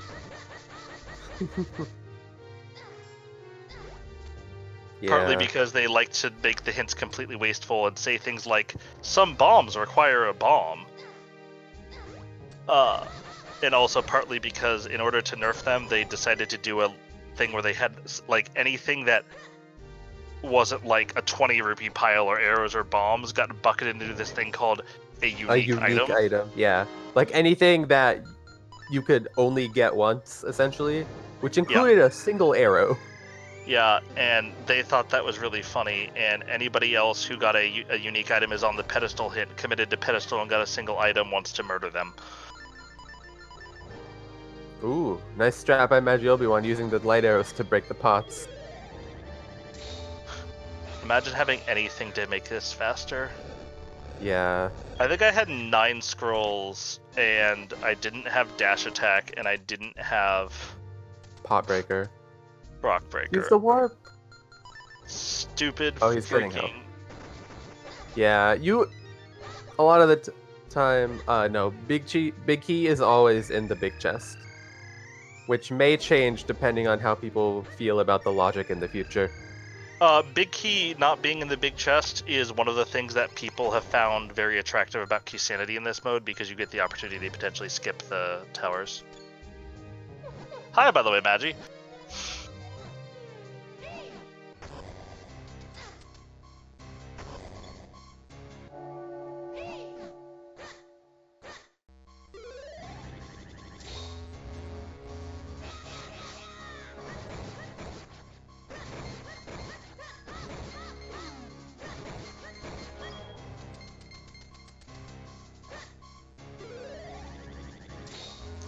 I also think this is the first time I've ever played a seed without getting a quiver. So going into Vadi 2 with 30 arrows made me a little bit nervous, just because I don't think I've ever done that before. But I knew the things dropped arrows anyway, but... Yeah, you get... Yeah, you can pull... I don't see why you can't pull him in. Oftentimes when runners are close at the end of a race, you'll pull them both in. Alright. Okay. Hello, Magiobiwan. How's it going? Good. So, the graveyard was loaded. Yeah, graveyard. Somewhat decent graveyard, yes. Yes, despite not being an element, it had, what, let's see, Mitts? 4-sword, Mitts, and Ocarina. There's a 4-sword there too. Yeah, I've never seen You Royal walk Crypt. in and you're just like, oh, here's a sword floating. Okay, there's the 4-sword. Yeah, and then I've never seen Royal Crypt have 2 important items in it. Because I rarely see like people go into it when it's not a required dungeon. Yeah, and otherwise it only has 1 item. I was remembering where Boots ended up being on the last attempt that we did. Yeah, you guys... He's like, you know what, I'm not going to skip this time. We had Boots on Dompe last seed. Yeah. You both followed the logic of it pretty well. You ended up both going to Graveyard sometime after getting your blue sword instead of going to Deepwood Shrine. And obviously Deepwood Shrine was barren, since neither of you went there. Deepwood Shrine is terrible. Yeah, it's terrible. It was open for a long time and you couldn't full clear it, so... Oh, so Deepwood Shrine in these settings is so bad. Yeah, it's not great. It and Royal Crypts, I think, are the only ones that get no benefit from Rupee Mania. And unlike Royal Crypts, which is actually like kind of loaded when you consider the graveyard and pretty efficient, it's not. Yeah. It's slow. I was wondering, did you ever get your the rock breaker or a dash attack? Because I never got those, and I Nope. sure No, we would never like find those. it. Pretty sure I had 9 scrolls and I was missing those 2. They're probably in Deepwood. Yeah, probably Deepwood. There aren't many other places I can think that it could be, but we can ask Nori later because she rolled the seed.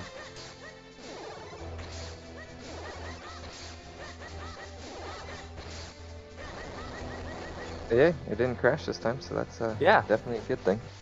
Honestly, I was slightly worried as you were doing the statue fusions because I saw know. what I thought was like a glitched graphic on the kinstones Now, as you were fusing.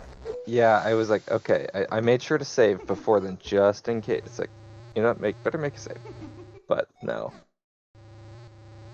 I managed to make it through. Yeah, you completed the seed, you made it through. Any other thoughts you have about the seed? Not really. I mean, you know, the progression was, the early game was interesting. We got just so much open at the very start with bombs. Yeah. You Yeah, guys could. I don't think I've ever had the ability to full clear Cave of Flames in 2 minutes. Yeah, at 2 minutes, you were able to beat Cave of Flames. No, yeah, you can't. It's like, do you want? And I know I waited. I did a little bit more before I got there, but and then let's see, Template Droplets was basically vanilla entry to it. Oh yeah, you had to get the Lon Lon key. Well, yeah, you had to get the Lon Lon key. That was actually required. There was let's see, there was because the flippers were on Were on the beanstalk in Western Woods. No, they were on the chest in Western Woods. Yes. The Not the lantern was chest on the beanstalk beanstalk. in Western Woods, though. Yeah, the chest on the beanstalk in Western Woods, which Alaszun never opened. Oops. For some reason, it completely slipped his mind to open the chest. I got really excited by finding the lamp and forgot to open the chest. See, because there was some, or what was on? Maybe that was my practice seed. I thought there were flippers on Cave of Flames boss, but maybe that was. Okay, that must have been my practice seed earlier. The progression in Cave of Flames was the grip ring and the third sword on the boss key chest. Yeah, you're routing through Cave of Flames, or after you beat Cave of Flames, Magi, you went through the vanilla route to the items back there. And I realized that. Yeah. Oh wait, there. Well, okay, so there's the two up, the beanstalk and the path chest. Yeah, the beanstalk and the path chest, and from that point you can always just do a quick warp. And because you most recently left Cave of Flames, you'll end up back there. So from there, you can hit the Minish platform and go backwards to get the checks. Because the last check Yeah, you can in get the that long... last one going backwards. Yeah. Because that last check is like right at the end of the vanilla path.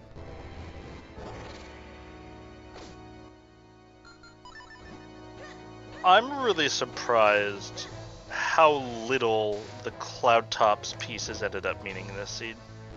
Because I felt like we had 5 pretty early in Logic. Yeah, and obviously there was nothing there. Well, yeah, you had the Veil False Kinstone. Well, yeah, I know, late. But usually because of the way that the with like reverse fill and the way that randomizers tend to work, if you get a bunch of items for a place that's locked under relatively heavy requirements early, you're disproportionately likely to have progression locked by it. And so I was really surprised when it turned out, like, I thought my Gust Jar was just going to be in Cloud Tops or in Palace Inns, but I decided to be overly safe and check the stuff first, and I did a literal double take when I saw that Gust Jar. Yeah. Like, I jumped to check it and immediately was like, alright, well, time to leave. And then I'm like, wait, what?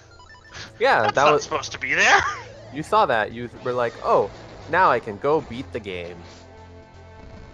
Yeah, as soon as I saw that, it's like, okay, I was able to, or go mode or Fortress of Winds, be able to, thank God I was able to go mode Palace of Winds, because I really didn't want to have to, be hunting through there for the Gust Jar.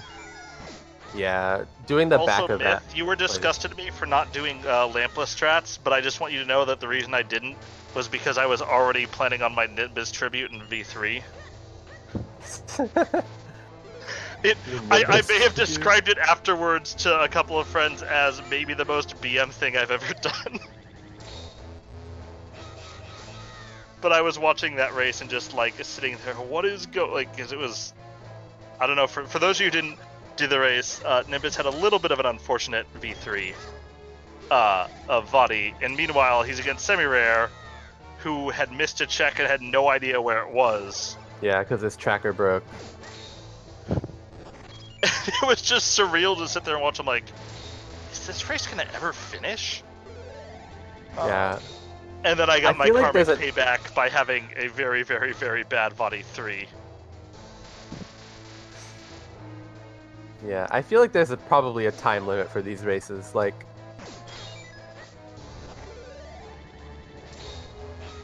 I mean, even with like a 25-minute Vadi 3, I think he still ended up barely over 3 in the. But yeah, there's definitely the possibility that they would cut stream and just say, "Oh, I gotta host something else." Yeah, my late game definitely needs work, but I haven't had much time to practice.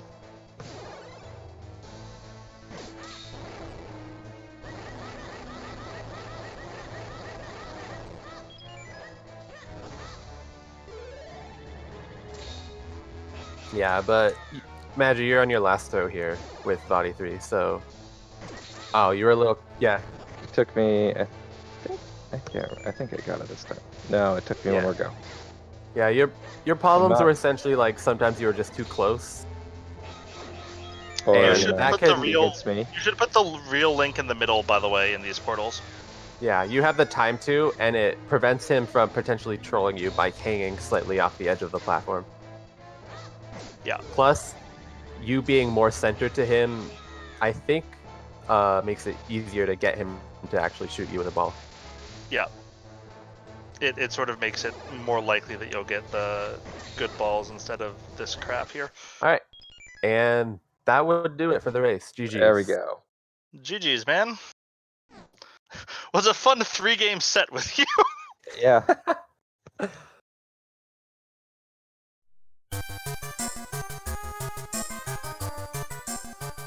All right, I believe we've gotten most of the discussion of the race itself out of the way, unless either of you have any more comments. I think I got all my stuff out in the last 40 minutes. It was better than the Hayden seat last time, that's for sure. Yeah. Yeah, Hayden it's seat pretty fast.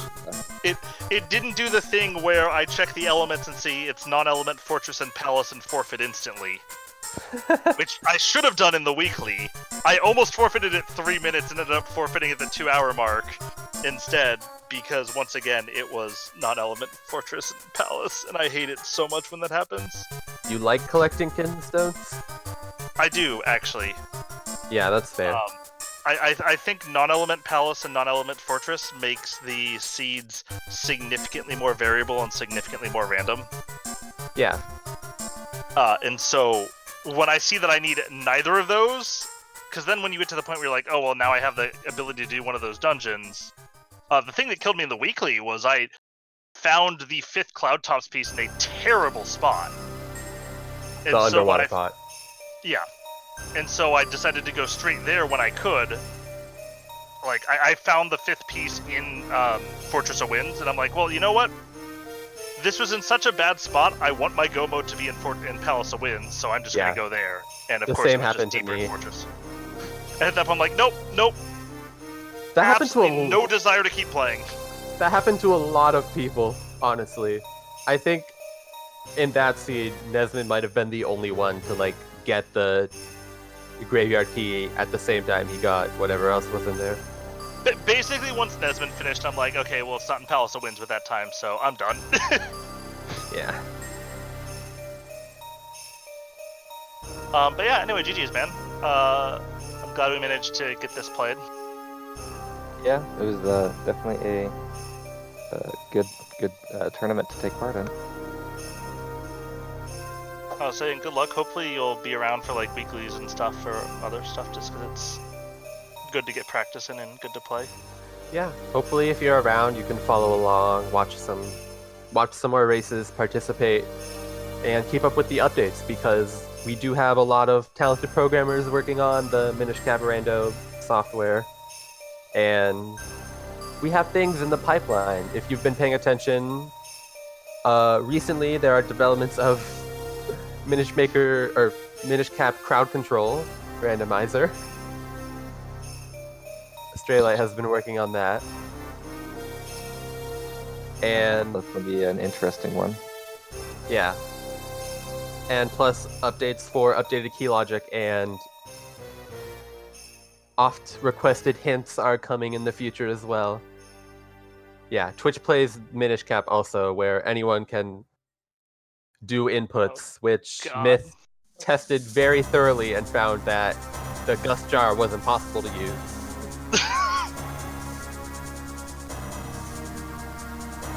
Oh God.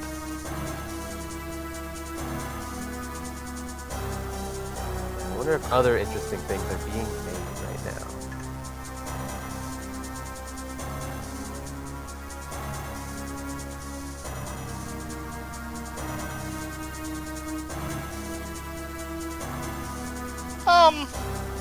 I hope it's not non-element Fortress and Palace. Which is basically how I feel at the start of every seed. I don't know. I think I'm a little disappointed to be down in the losers bracket right now. But Hendrix had a really, really nice seed to knock me down. I think he dropped like a 203 or something like that. But yeah, it'll be a good race. Yeah, you definitely have the room to continue. You're not going to get me to trash talk an opponent. That's not how I'm wired. No, we don't. I mean, as much as I would like to egg you on, I don't think it's sportsmanlike. Yeah, it's definitely not how I'm wired or was raised. Unless I'm pretending to be in pro wrestling, which nobody wants to hear that. Trust me.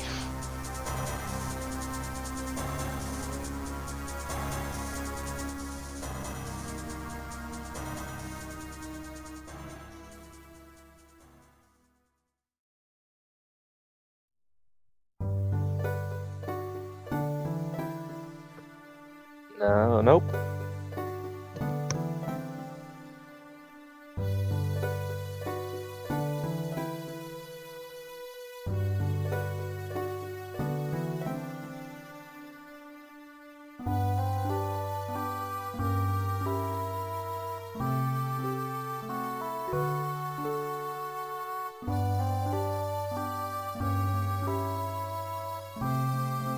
Yeah. And if for some reason you don't like me, we have our weekly Minish Cap randomizer race between whoever wants to enter. And it could be you if you want to enter. So go to the Minish Cap randomizer Discord now.